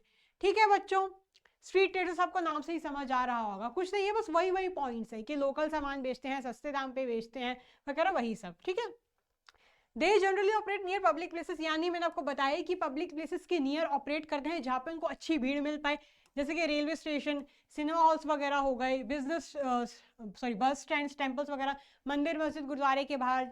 ठीक है, जो हिस्टोरिकल मंदिर्स होते हैं ना, कोई भी हिस्टोरिकल टेम्पल्स वगैरह होते हैं जहाँ उनको पता है कि अच्छी भीड़ मिल जाएगी, वहाँ ये लगाते हैं। They deal in a variety of goods such as towels, handkerchiefs, things of daily use. और ये सामान कौन सा रखते हैं? जो डेली यूज के काम आता है। ठीक है, डेली यूज का सामान हो गया, मिरर वगैरह हो गया, टॉवल हो गए, हैंकरचीफ हो गए। हम क्या बोलते हैं, जब रेलवे स्टेशन वगैरह पे जाते हैं तो ये पेपर सोप वगैरह भी बेचने आ जाते हैं। ठीक है, पेपर सोप जो रहता है, ठीक है, बोलते हैं पेपर सोप ले लो, पेपर सोप ले लो, वो ये सब ही है। ठीक है बच्चों, फिर दे deal in low price products of common use, यानी ऐसा सामान बेचते हैं जो डे टू डे यूज में हो और लो प्राइस प्रोडक्ट्स रहते हैं, यानी ये सस्ते प्रोडक्ट्स रहते हैं। दे आर वेरी पॉपुलर, और ये बहुत ही पॉपुलर रहते हैं। ठीक है, अब जगह जगह जा रहे हैं तो ये इनका भी थोड़ा थोड़ा नाम बनने लगता है। हाँ, ऐसे कोई पर्टिकुलर इंसान के नाम से नहीं जानते लोग इनको, बट हाँ ये जरूर जानते हैं कि स्ट्रीट ट्रेडर्स हैं। ठीक है बच्चों, जैसे कि हम जानते हैं रिलायंस इंडस्ट्रीज है, टाटा है, इनका कोई ऐसा कोई नाम फेम नहीं होता, बट ऐसे ही पर्टिकुलरली जाने जाते हैं कि ये तो स्ट्रीट ट्रेडर्स हैं। ठीक है बच्चों, आई बात समझ में? अब बढ़ते हैं नेक्स्ट टाइप की और। फिर आता है cheap jacks. They display their goods in hired shops और in tents for a temporary period in different localities. ये क्या करते हैं, कुछ फिक्स पीरियड वगैरह के लिए किसी मोहल्ले पे चले जाते हैं और अपना सारा सामान बेचते हैं। ठीक है, जैसे कि टेम्पररी पीरियड, जैसे कि हफ्ता भर के लिए या 10 दिन के लिए। ठीक है, कि किसी को कोई टेम्पररी स्ट्रक्चर अपना बना लेते हैं, जैसे कि तंबू वगैरह जो देखे ही होंगे, टेंट्स टाइप, तंबू वगैरह टाइप ही बना लेते हैं और अपना सारा सामान बेचते हैं। ठीक है, वो जो देसी दवाइयाँ बेचते हैं, कोई आयुर्वेदिक दवाइयाँ वगैरह आपने देखा होगा, वो जो तंबू वगैरह टेंट्स वगैरह लगा लेते हैं, वो ये सब चीप जैक्स ही होते हैं।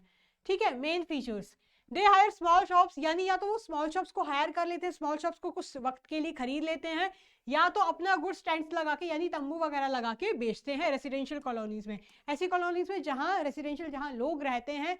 ठीक है, और उनको पता है कि यहाँ अच्छी भीड़ हमें मिल सकती है। ठीक है बच्चों, जनरली क्या होता है, वो तंबू वगैरह ही लगाते हैं, स्मॉल शॉप्स कम ही हायर करते हैं, लेकिन जनरली ऐसा ही होता है कि वो टेंट्स वगैरह लगा के अपना सामान बेचते हैं।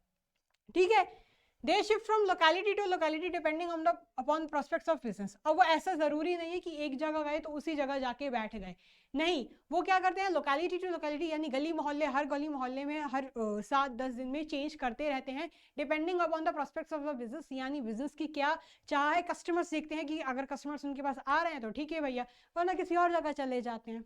ठीक है, फिर दे डील इन लो प्राइस हाउस होल्ड आर्टिकल्स, यानी वो भी सस्ते सामान में डील करते हैं और ऐसे सामान जो घर के होते हैं। ठीक है, लेकिन कुछ ऐसे भी होते हैं, कुछ ऐसे भी चीप जैक्स होते हैं जो दवाइयाँ वगैरह बेचते हैं। ठीक है बच्चों, they remain in one locality for a temporary period only, वो क्या करते हैं, किसी एक ही मोहल्ले में बस जाते हैं कुछ समय के लिए, जैसे 7 दिन के लिए, 10 दिन के लिए।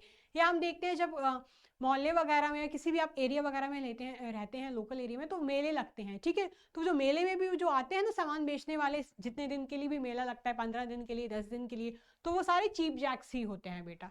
ठीक है बच्चों, आई बात समझ में? और फिर मेला जब हट जाता है, किसी और जगह लग जाता है, तो वो सारे चीप जैक्स वहां चले जाते हैं। ठीक है बच्चों, I am clear to you all or not? फिर आता है फिक्स्ड शॉप रिटेलर्स। अब फिक्स्ड शॉप, अब ये हमने जो पढ़ा था ना, ये टेम्परेरी वाले थे सारे। ठीक है, अब हम पढ़ेंगे फिक्स्ड शॉप रिटेलर्स के क्या टाइप्स रहते हैं। ठीक है, पहला रहता है स्मॉल स्केल, यानी जो छोटे स्केल पे ऑपरेट करते हैं। दूसरा आता है लार्ज स्केल। ठीक है, हम डिटेल में भी पढ़ेंगे इन टॉपिक्स के बारे में आगे। हाँ जी, तो पहला आता है small scale fixed retail shops. Small scale retailers are the most common form of retailers. These shops are found in every corner of most cities. यानी ये जो small scale के retailers होते हैं ना, ये आपको हर सिटी में, हर एरिया में देखने को आराम से मिल जाते हैं। ठीक है, जैसे कि जनरल स्टोर वगैरह होता है, जैसे कोई भी गली मोहल्ला एंड होता है, हमें एक जनरल स्टोर की दुकान तो देखने को आराम से मिल ही जाती है। किसी गांव में भी जनरल स्टोर की दुकान तो मिल ही जाएगी, जहाँ पे जो डेली यूज का सामान होता है वो अवेलेबल रहता है। ठीक है बच्चों, जनरल स्टोर्स और small shops located in residential areas, यानी जनरल स्टोर्स ऐसी दुकानें होती हैं जो रेसिडेंशियल एरियाज में लोकेटेड रहती हैं, ऐसा सामान रखती हैं जो डेली यूज में आता है, जैसे कि टूथपेस्ट वगैरह हो गया, ठीक है, डिटर्जेंट वगैरह हो गया, स्टेशनरी का छोटा मोटा सामान हो गया, वैसा सामान ये रखते हैं। फिर These stores deal in items of daily use, जैसे कि मैंने आपको बताया ही कि ये डेली यूज के आइटम्स रखते हैं, जैसे कि ग्रोसरीज वगैरह हो गई, कन्फेक्शनरी, कोई मिठाई वगैरह हो गई, चॉकलेट्स वगैरह, स्टेशनरी के आइटम्स हो गए, सॉफ्ट ड्रिंक्स वगैरह जैसे कि कोल्ड ड्रिंक्स वगैरह होती हैं, ठीक है, पेप्सी ले लो 20 रुपए की पेप्सी, सॉरी 20 रुपए की पेप्सी बोल रही हूँ, 20 रुपए की जो कोल्ड ड्रिंक्स होती हैं, छोटी वाली जो कोल्ड ड्रिंक्स होती हैं वो सब रखते हैं अपने पास, ठीक है, पेप्सी तो 2 रुपए की आती है ना। They have a large variety in each line of product, अब उनके पास हर एक प्रोडक्ट में लार्ज वेराइटी रहती है, ठीक है, अब जरूरी नहीं है कि अगर अपने पास साबुन रख रहे हैं तो लक्स का ही रखेंगे, ठीक है, वो डव का भी रखेंगे और भी जो ब्रांड्स हैं उन सब का रखेंगे, ठीक है, फ्लामेडिवल्स का भी रखेंगे और भी जितनी भी कंपनीज वगैरह हैं वो संतूर का भी रखेंगे, ठीक है, जरूरी नहीं है, जरूरी कि ऐसा नहीं होता कि वो एक ही ब्रांड रखें, उनके पास अगर साबुन है तो अलग अलग कंपनीज का साबुन होगा, ठीक है, अगर शैम्पू है तो वाटिका के होंगे, क्लिनिक प्लस के होंगे, लॉरियल के होंगे, सबके होंगे, ठीक है, आई बात समझ में, तो किसी एक लाइन में डील नहीं करते हैं। फिर they provide free home delivery, credit facility and other services to their regular customers, वो अपने जो रेगुलर कस्टमर्स होते हैं जो रोज उनके पास आते जाते हैं उनको कैसी फैसिलिटीज देते हैं, होम डिलीवरी की फैसिलिटी भी दे देते हैं और क्रेडिट फैसिलिटी भी, यानी आप अभी सामान ले जाइए, हफ्ते 10 दिन बाद जब भी आपके पास पैसे हैं तो आप पेमेंट कर देना, ठीक है, लेकिन ये सुविधाएं उन्हीं लोगों को मिलती है जो उनके रेगुलर कस्टमर्स होते हैं, जो उनके रोज के ग्राहक होते हैं, ठीक है बच्चों। फिर they create personal relationship with the customers and keep them happy and satisfied, अब ये जो जनरल स्टोर वाले जो लोकल होते हैं ना वो क्या कहते हैं, जो रेगुलर कस्टमर्स के साथ या और भी कस्टमर्स के साथ पर्सनल टच बना के रखते हैं, ठीक है, हम नोटिस करते होंगे कि जो हमारे गली मोहल्ले के जो जनरल स्टोर वाले जो अंकल होते हैं ना, हम जब भी जाते हैं तो देख के हमें बड़े खुश हो जाते हैं कि हाँ यार ये तो मेरे ही मोहल्ले का बच्चा है, ठीक है, बहुत खुश हो जाते हैं हमें देख के, क्यों, क्योंकि हमारा एक पर्सनल रिलेशनशिप उनके साथ डेवलप हो चुका है। अब आई बात समझ में बच्चों, तो क्या होता है उनके साथ कस्टमर्स के साथ एक पर्सनल रिलेशनशिप डेवलप कर लेते हैं, बिकॉज उनको पता होता है कि ये तो भैया मेरे रोज के ग्राहक हैं। आई बात समझ में बच्चों। अब हम पढ़ेंगे सिंगल लाइन स्टोर्स के बारे में, यानी स्पेशलिटी स्टोर्स के बारे में, ठीक है। So single line stores are small shops which deal with one line of products, तो सिंगल लाइन स्टोर्स होते हैं, हम नाम से ही समझ सकते हैं कि वो एक ही लाइन के प्रोडक्ट्स रखते हैं अपने पास, ठीक है बच्चों। These stores deal with one line of products, जैसे कि मैंने आपको बताया ही, ये अपने पास एक ही लाइन के प्रोडक्ट्स रखते हैं, अलग अलग वाइड वैरायटी इनके पास मौजूद नहीं रहती। These stores deals in variety of goods in that line of product, यानी अगर वो उनके पास वैरायटी ऑफ गुड्स रहता है तो वो उसी लाइन में रहता है। आई बात समझ में, जैसे कि अगर मान लीजिए किसी की साबुन की दुकान है तो वो, या चलो मान लीजिए शैम्पू की दुकान है, ठीक है, वैसे जनरली ऐसा होता नहीं है बट मैं फिर भी आपको एग्जांपल दे रही हूँ कि अगर किसी की शैम्पू की दुकान है तो वो वाटिका के शैम्पू भी रखेगा, ठीक है, क्लिनिक प्लस की भी रखेगा और उसके ट्रेसेमे के भी रखेगा, लॉरियल के भी रखेगा। अब उसकी शैम्पू की दुकान है तो जरूरी नहीं है कि वाटिका के ही शैम्पू रखे, वो हर एक टाइप के प्रोडक्ट्स रखेगा, यानी हर एक टाइप के शैम्पूज रखेगा, ठीक है। अब शैम्पू की दुकान है तो शैम्पू में भी अलग अलग ब्रांड्स के रखेगा, ठीक है, लेकिन साबुन नहीं रखेगा। शैम्पू की दुकान है तो उस शैम्पू की दुकान में अलग अलग कंपनीज के आपको शैम्पू मिल जाएंगे, लेकिन साबुन नहीं मिलेंगे, ठीक है बच्चों, आई बात समझ में। फिर they are generally situated in market places, वो जनरली कहाँ पे सिचुएटेड होते हैं, मार्केट प्लेसेस पे सिचुएटेड होते हैं। अब हमने देखा होगा कि मार्केट प्लेसेस में जब हम जाते हैं तो बहुत सारी दुकानें होती हैं, ठीक है, लड़कियों की शॉपिंग के लिए अलग होती हैं। अब हम किसी लड़कियों की शॉपिंग किसी अगर ऐसे स्टोर में जा रहे हैं जहाँ सिर्फ लड़कियों के कपड़े मिलते हैं, तो लड़कियों की साड़ी मिलेंगे, सूट मिलेंगे, ठीक है, वगैरह, उनके ब्लेजर्स वगैरह मिलेंगे, जीन्स टॉप वगैरह सब कुछ मिल जाएगा, लेकिन वहाँ लड़कों के कपड़े नहीं मिलेंगे, बिकॉज वो जो स्टोर है वो डील ही किस में करता है, लड़कियों के कपड़े में डील करता है। आई बात समझ में बच्चों, तो उनका क्या है, वन लाइन ऑफ प्रोडक्ट है, यानी उनका लाइन ऑफ प्रोडक्ट क्या है कि लड़कियों के कपड़े बेच रहे हैं वो, ठीक है बच्चों, आई बात समझ में। फिर they provide customer services which vary from store to store depending upon the type of product. अब वो जो सर्विसेज देते हैं ना, जरूरी नहीं है कि जैसा उनका सामने वाला जो स्टोर है या जो आजू बाजू वाले स्टोर्स हैं वैसी ही सर्विसेज दें। अब सर्विसेज देना जो काम होता है वो हर एक स्टोर पे डिपेंड करता है कि वो कैसी सर्विसेज दे रहे हैं, लाइक वो डिपेंड करता है, वैरी करता है। आई बात समझ में। फिर they generally cater to the requirement of a particular category of customers. अब किसी को भैया पता है कि शादी का माहौल आ रहा है, ठीक है, तो क्या करेगा, शादी के माहौल में क्या करेगा वो, अगर ऐसी दुकान खोलेगा, ऐसे इलाके में खोलेगा जहाँ पे मार्केट प्लेस हो, ठीक है, और जहाँ पे अच्छी बिक्री हो पाए, ठीक है। अगर किसी को मान लीजिए अगर ऐसी दुकान खोली है जिसको सिर्फ वहाँ लड़कियों के कपड़े में ही डील करना है, तो वो कहाँ जाके खोलेगा, मार्केट प्लेस में जाके वो खोलेगा, ठीक है। यानी देखते हैं कि क्या रिक्वायरमेंट है कस्टमर्स की, और ऐसा सामान रखते हैं जो वाकई में उनकी ऑडियंस को, उनकी कस्टमर्स को पसंद आए। आई बात समझ बच्चों आपको, ठीक है। अब हम पढ़ेंगे स्ट्रीट शॉप्स के बारे में। These shops are situated at street shops crossing the main roads और on corners of colonies। ये जो स्ट्रीट शॉप्स होती हैं ना, ये कहाँ सिचुएटेड होती हैं, जो स्ट्रीट क्रॉसिंग, जब जैसे कोई चौराहे वगैरह आते हैं तो वहाँ ऐसी आपको दुकानें देखने को आराम से मिल ही जाती हैं, ठीक है। या तो मेन रोड्स पर सिचुएटेड होती हैं या कॉलोनी के एंड पे सिचुएटेड होती हैं, ठीक है। These are temporary platforms used to display the goods for sale. ये इसलिए बनाई जाती हैं ताकि जो उनका सामान है वो फटाफट बिक जाए, ठीक है। टेम्पररी प्लेटफॉर्म्स होते हैं, यानी इनका कोई फिक्स ठिकाना नहीं रहता है। फिर these shops have a limited space, यानी बहुत ही छोटी मोटी शॉप्स रहती हैं, बस इतने एरिया की ही होती हैं, कोई ह्यूज शॉप्स ये नहीं होती हैं। फिर ये वैरायटी ऑफ प्रोडक्ट्स में लो प्राइस आर्टिकल्स में डील करते हैं, जैसे कि होजरी आइटम्स हो गए, टॉयस हो गए, मैगजीन्स हो गए, ठीक है, जो डे टू डे जो बच्चों को पसंद है, जब मैगजीन्स हो गए, आर्टिकल्स वगैरह हो गए, उन सब आइटम्स में ये डील करती हैं। फिर these retailers display their goods on tables, stands etc। और ये जो अपना सामान होते हैं कहाँ पे डिस्प्ले करते हैं, कोई भी टेबल वगैरह, तख्त वगैरह, जो खटिया वगैरह आपने सुना ही होगा, उस पर डिस्प्ले करते हैं, उस पर सारा अपना सामान लगा के रख देते हैं और बेचते हैं, ठीक है बच्चों। आई बात आपको समझ में। फिर आता है सेकेंड हैंड गुड शॉप। अभी हमने क्या पढ़ा था, स्ट्रीट शॉप्स के बारे में पढ़ा था, अब हम पढ़ेंगे सेकेंड हैंड गुड्स शॉप के बारे में। सेकेंड हैंड आपको नाम से ही पता चल रहा होगा कि ऐसा जो एक बार तो यूज हो चुका है, ठीक है बच्चों, तो बस वही है। These shops deal with second-hand goods or used articles such as books, utensils, furniture, etc। ये ऐसे सामान में डील करते हैं जो ऑलरेडी यूज हो चुके हैं, जैसे कि बुक्स, किताबें हो गई। अब किताब जो होता है, जिसकी जो रीडिंग बुक्स होती हैं, वो इंसान बार बार तो पढ़ेगा नहीं, एक ही बार पढ़ के वो छोड़ देता है, ठीक है, तो वो हो गई। यूटेंसिल्स यानी ऐसे बर्तन जो अब यूज में नहीं आने हैं, किसी ने यूज कर लिए हैं लेकिन अब वो उसको नहीं रखना चाहता। फर्नीचर हो गया, ठीक है, सेकेंड हैंड फर्नीचर वगैरह हो गया। फिर इसके क्या मेन फीचर्स हैं, these shops sell used goods, यानी ये यूज गुड्स बेचते हैं, फर्स्ट हैंड प्रोडक्ट्स इनके पास नहीं रहते हैं। सेकेंड हैंड होगा, थर्ड हैंड होगा, फोर्थ हैंड होगा, लेकिन इनके पास फर्स्ट हैंड गुड्स नहीं होंगे, ठीक है। ये लो प्राइस ही रहते हैं बिकॉज ये यूज गुड्स हैं, यानी एक बार ऑलरेडी यूज हो चुके हैं, तो इनकी प्राइस हायर सेट नहीं कर सकते। अगर लोगों को फर्स्ट हैंड गुड लेना ही होता तो फिर उन्हीं के पास जाते, आपके पास क्यों आते, ठीक है। तो अगर ये महंगा रख देंगे तो उनके पास कौन ही आएगा भैया, आई बात समझ में। फिर they buy goods from private and public auctions. ये क्या करते हैं, सामान कहाँ से लेके आते हैं, या तो प्राइवेट ऑक्शन से, जो बोली नहीं लगती वहां से ये सामान लेके आते हैं, और वो या तो प्राइवेट भी हो सकता है या तो पब्लिक भी हो सकता है, ठीक है बच्चों। फिर the shops are mainly for the poor people who can not afford to buy new goods.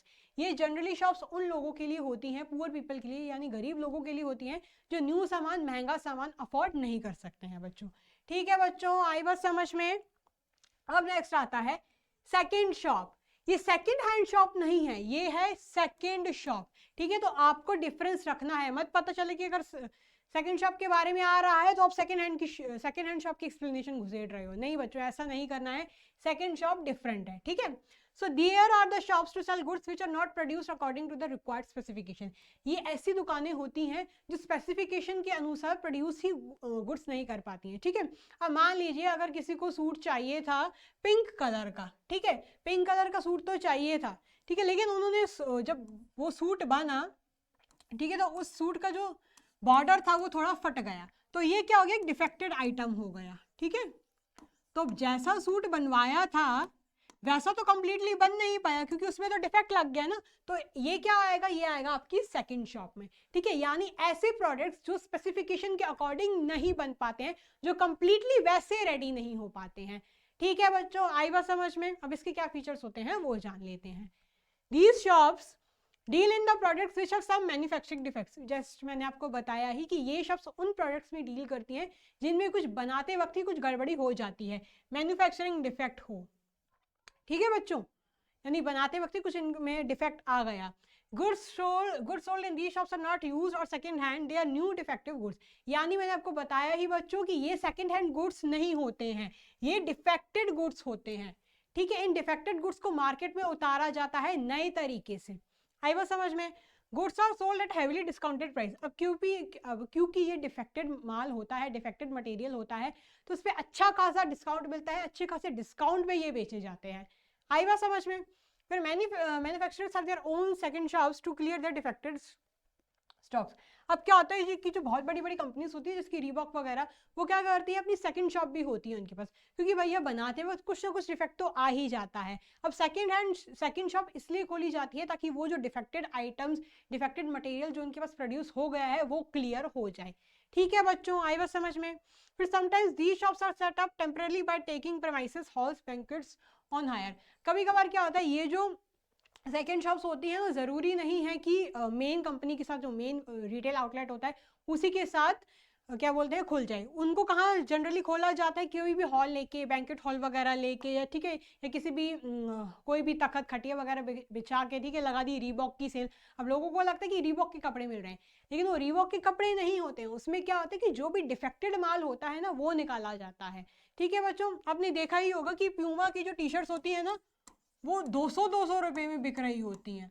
अब क्या आपको वाकई में लगता है कि 200 रुपए की टी शर्ट बिक सकती है प्यूमा की? वो भी प्यूमा की नहीं। वो क्या होता है कि 2000 की टी शर्ट होती है, ठीक है, और उसमें कुछ डिफेक्टेड पीस आ जाता है, यानी उसमें कुछ मटेरियल डिफेक्ट आ जाता है, तो वो टी शर्ट फिर बेच दी जाती है 200 रुपए में। आपने देखा ही होगा कैसे सेल लिखा रहता है, सेल सेल सेल, प्यूमा की सेल। वो ऐसा नहीं होता कि वो प्यूमा की 2000 की टी शर्ट थी, वो इसलिए ऐसा दिखाया जाता है ताकि लोगों को लगे कि 2000 की 200 में बेच रहे हैं, लेकिन एक्चुअल में ऐसा नहीं होता। वो सेकंड शॉप होती है जिसपे अपना डिफेक्टेड माल वो क्लियर आउट करते हैं। आई बात समझ आपको बच्चों? मैं बढ़ूं आगे या पहले इधर तक आप नोट कर लीजिए? हाँ जी, फटाफट नोट कर लो। हाँ जी बच्चों, सो आई होप आपने यहाँ तक नोट कर लिया होगा। बढ़ते हैं हमारे नेक्स्ट टॉपिक की ओर, जिसका नाम है large scale fixed retail shops. यानी अभी तक हमने पढ़ा स्मॉल स्केल के बारे में, लेकिन अब हम पढ़ेंगे large scale fixed retail shops के बारे में।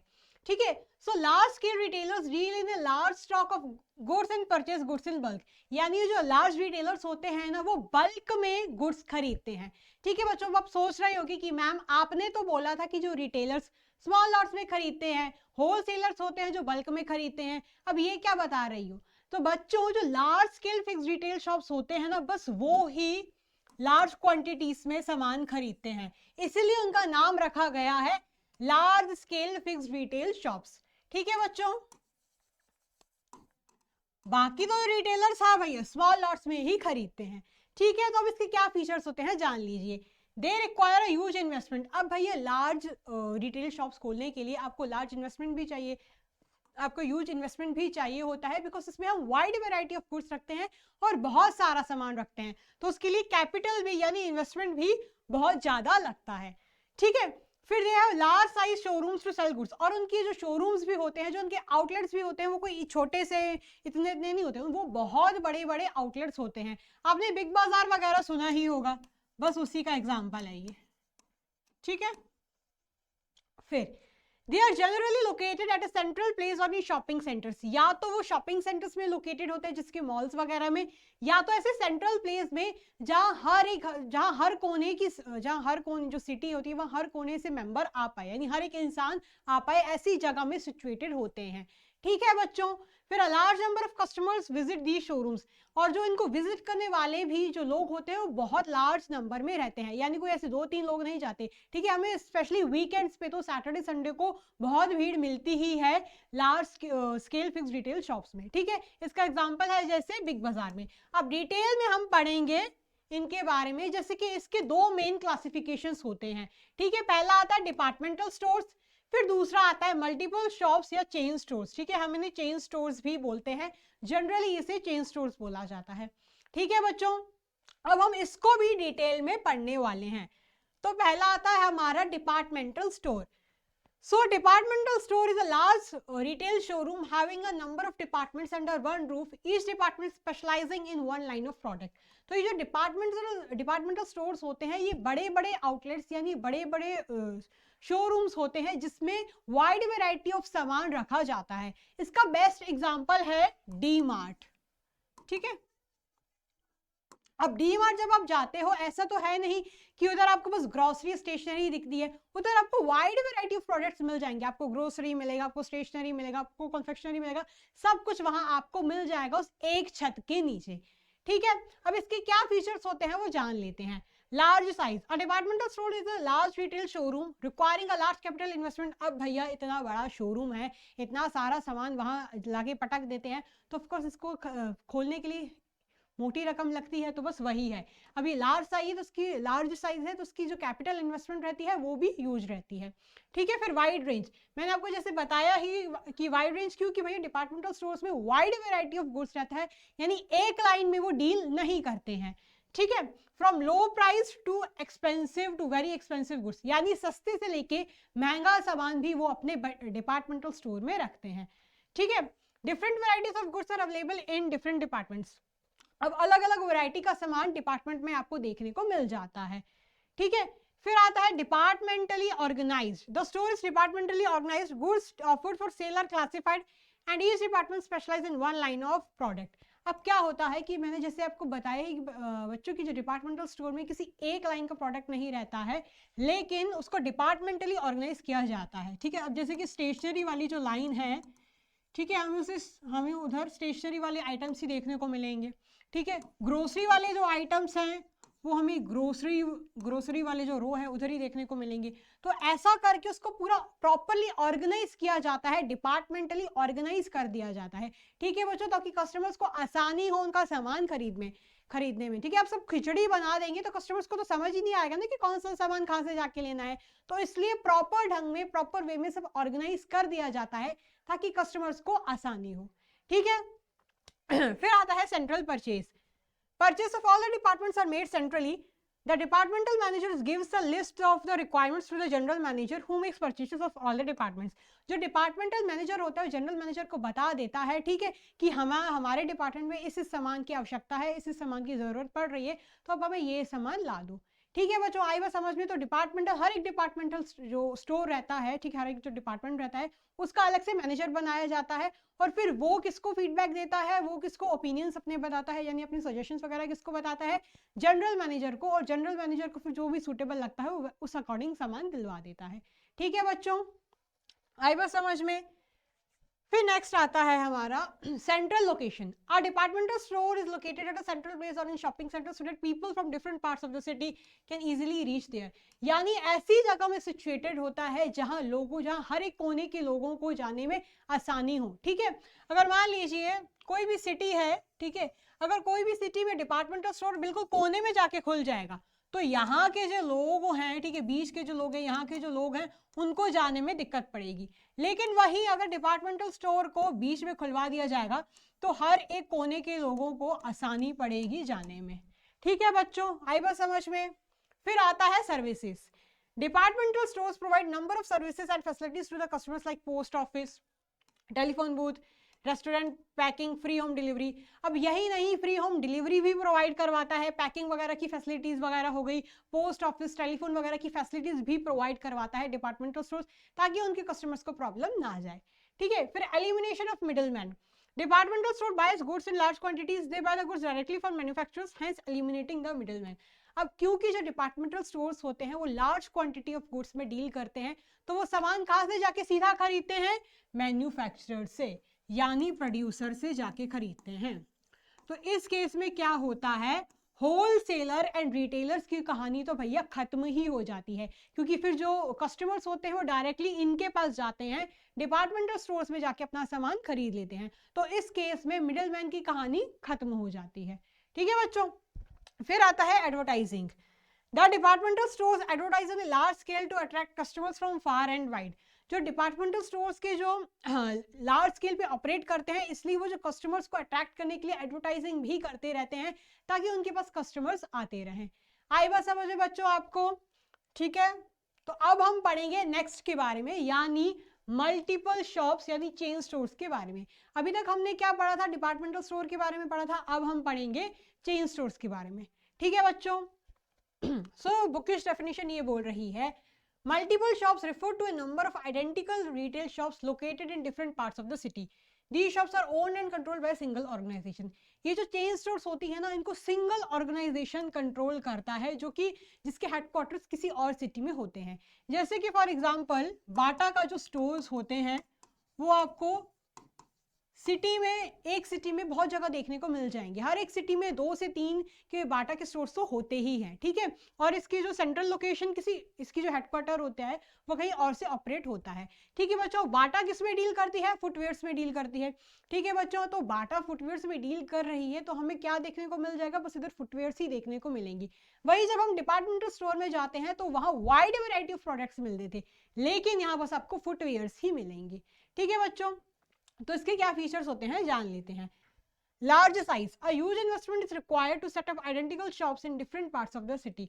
अब क्या होता है कि अगर एक सिटी में खोलने के लिए, चेन स्टोर्स को खोलने के लिए बहुत इन्वेस्टमेंट की जरूरत पड़ती है। अब एक सिटी में सिर्फ एक ही चेन स्टोर नहीं रहता, बहुत सारे चेन स्टोर्स रहते हैं, ताकि हर एक कोने से लोग वहां जाके पहुंच पाए और अपना सामान खरीद पाए।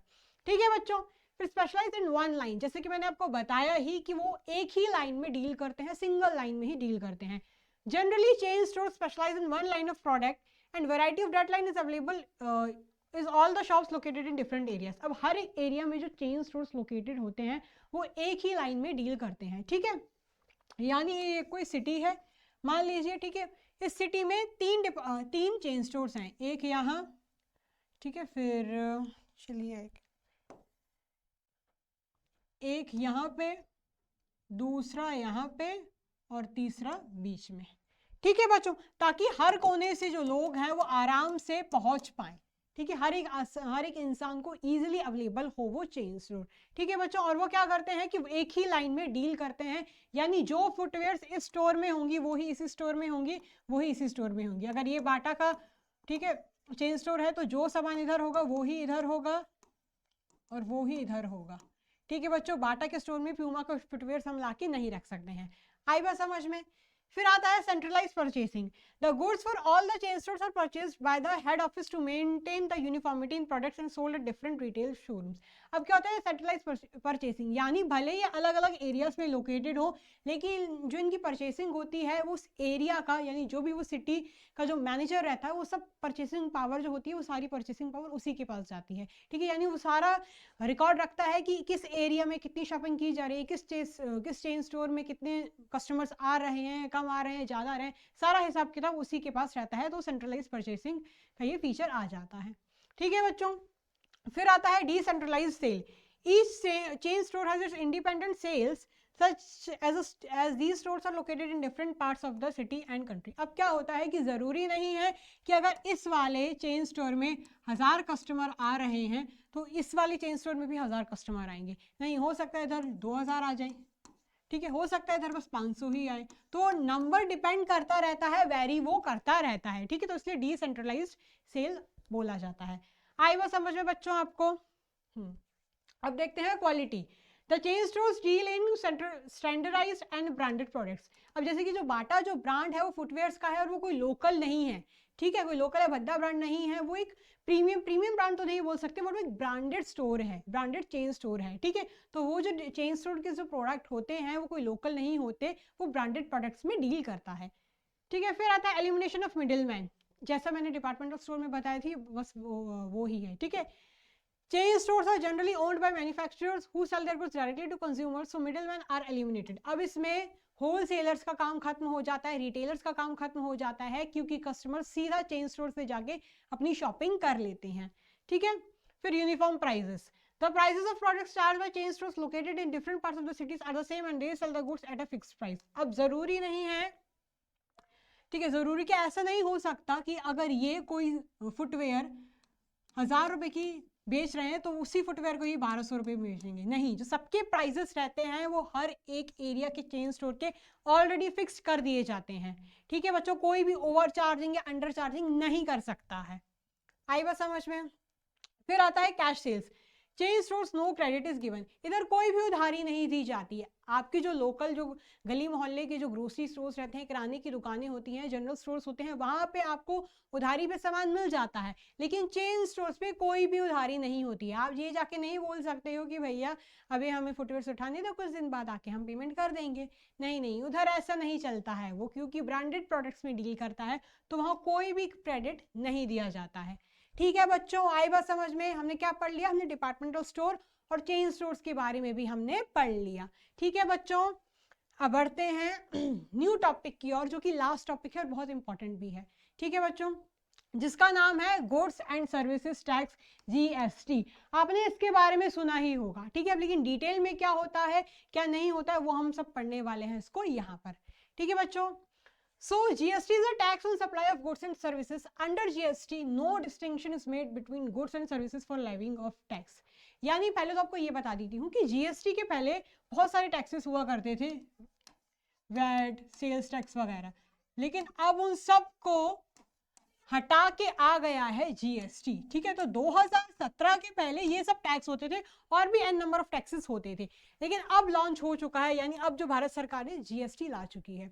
ठीक है बच्चों, तो जीएसटी बेसिकली किस पे लेविट होता है, किस पे लगता है? गुड्स एंड सर्विसेज पे। आप नाम से ही सुन सक रहे हो, गुड्स एंड सर्विसेज, यानी जरूरी नहीं है कि बस गुड्स पर ही लगेगा, गुड्स पर भी लगता है और सर्विसेज पर भी लगता है बच्चों। ठीक है, सो क्या इसके फीचर्स होते हैं, क्या होता है, हम इसको प्रॉपरली यहाँ पर डिस्कस कर लेते हैं। So the territorial speed of GST is in whole country. अब जीएसटी किसी एक पर्टिकुलर स्टेट में नहीं लगता, ये पूरे देश के लिए है। ठीक है, पूरे देश के लोगों पर ये लागू हो चुका है। ऐसा नहीं कि बस पर्टिकुलर कम्युनिटी के लोगों के लिए, पर्टिकुलर स्टेट वासियों के लिए लग रहा है, नहीं, पूरे देश के लिए है ये। ठीक है, फिर GST is applicable on the supply of goods और सर्विसेज। अब जीएसटी कब लगता है? जब गुड्स एंड सर्विसेज का सप्लाई होता है, यानी जब सामान बेचा जाता है। ठीक है, मान लीजिए मैं किसी शॉप में गई बिस्किट का पैकेट खरीदने। ठीक है, तो अब मैंने जब बिस्किट का पैकेट खरीदा, उस पर टैक्स लग रहा है, उस पर भी जीएसटी लग रहा है। अब जीएसटी पे करने में अलग से इनकम टैक्स के डिपार्टमेंट में या किसी सीएस के पास नहीं जाऊंगी। वो जो बिस्किट का पैकेट मैंने खरीदा ना मान लीजिए वो है 10 रुपए का। ठीक है, उसकी टोटल एमआरपी है 10 रुपए।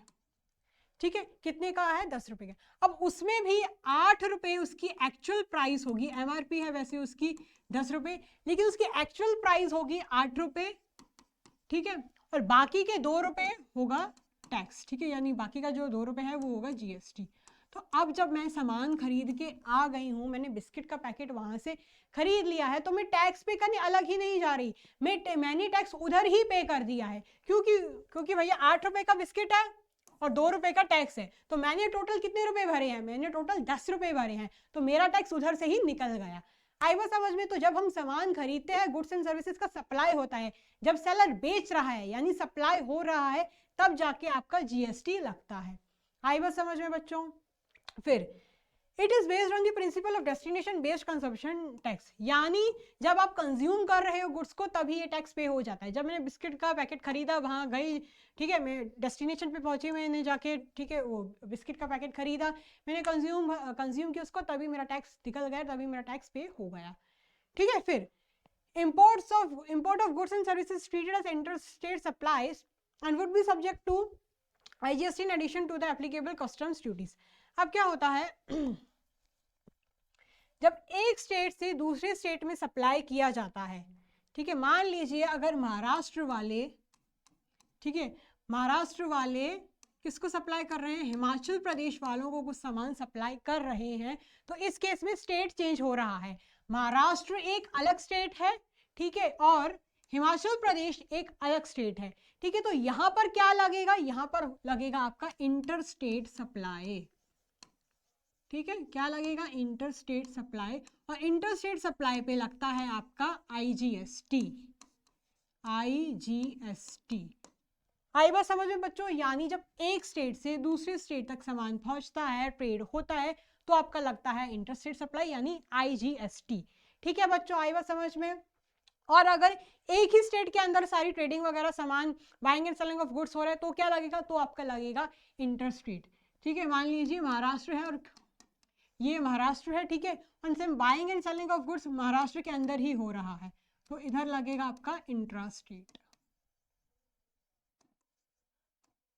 ठीक है बच्चों, फिर नेक्स्ट CGST यानी central GST, state GST and IGST and interstate GST are levied at rates mutually agreed upon the centre and state under the guidance of GST council.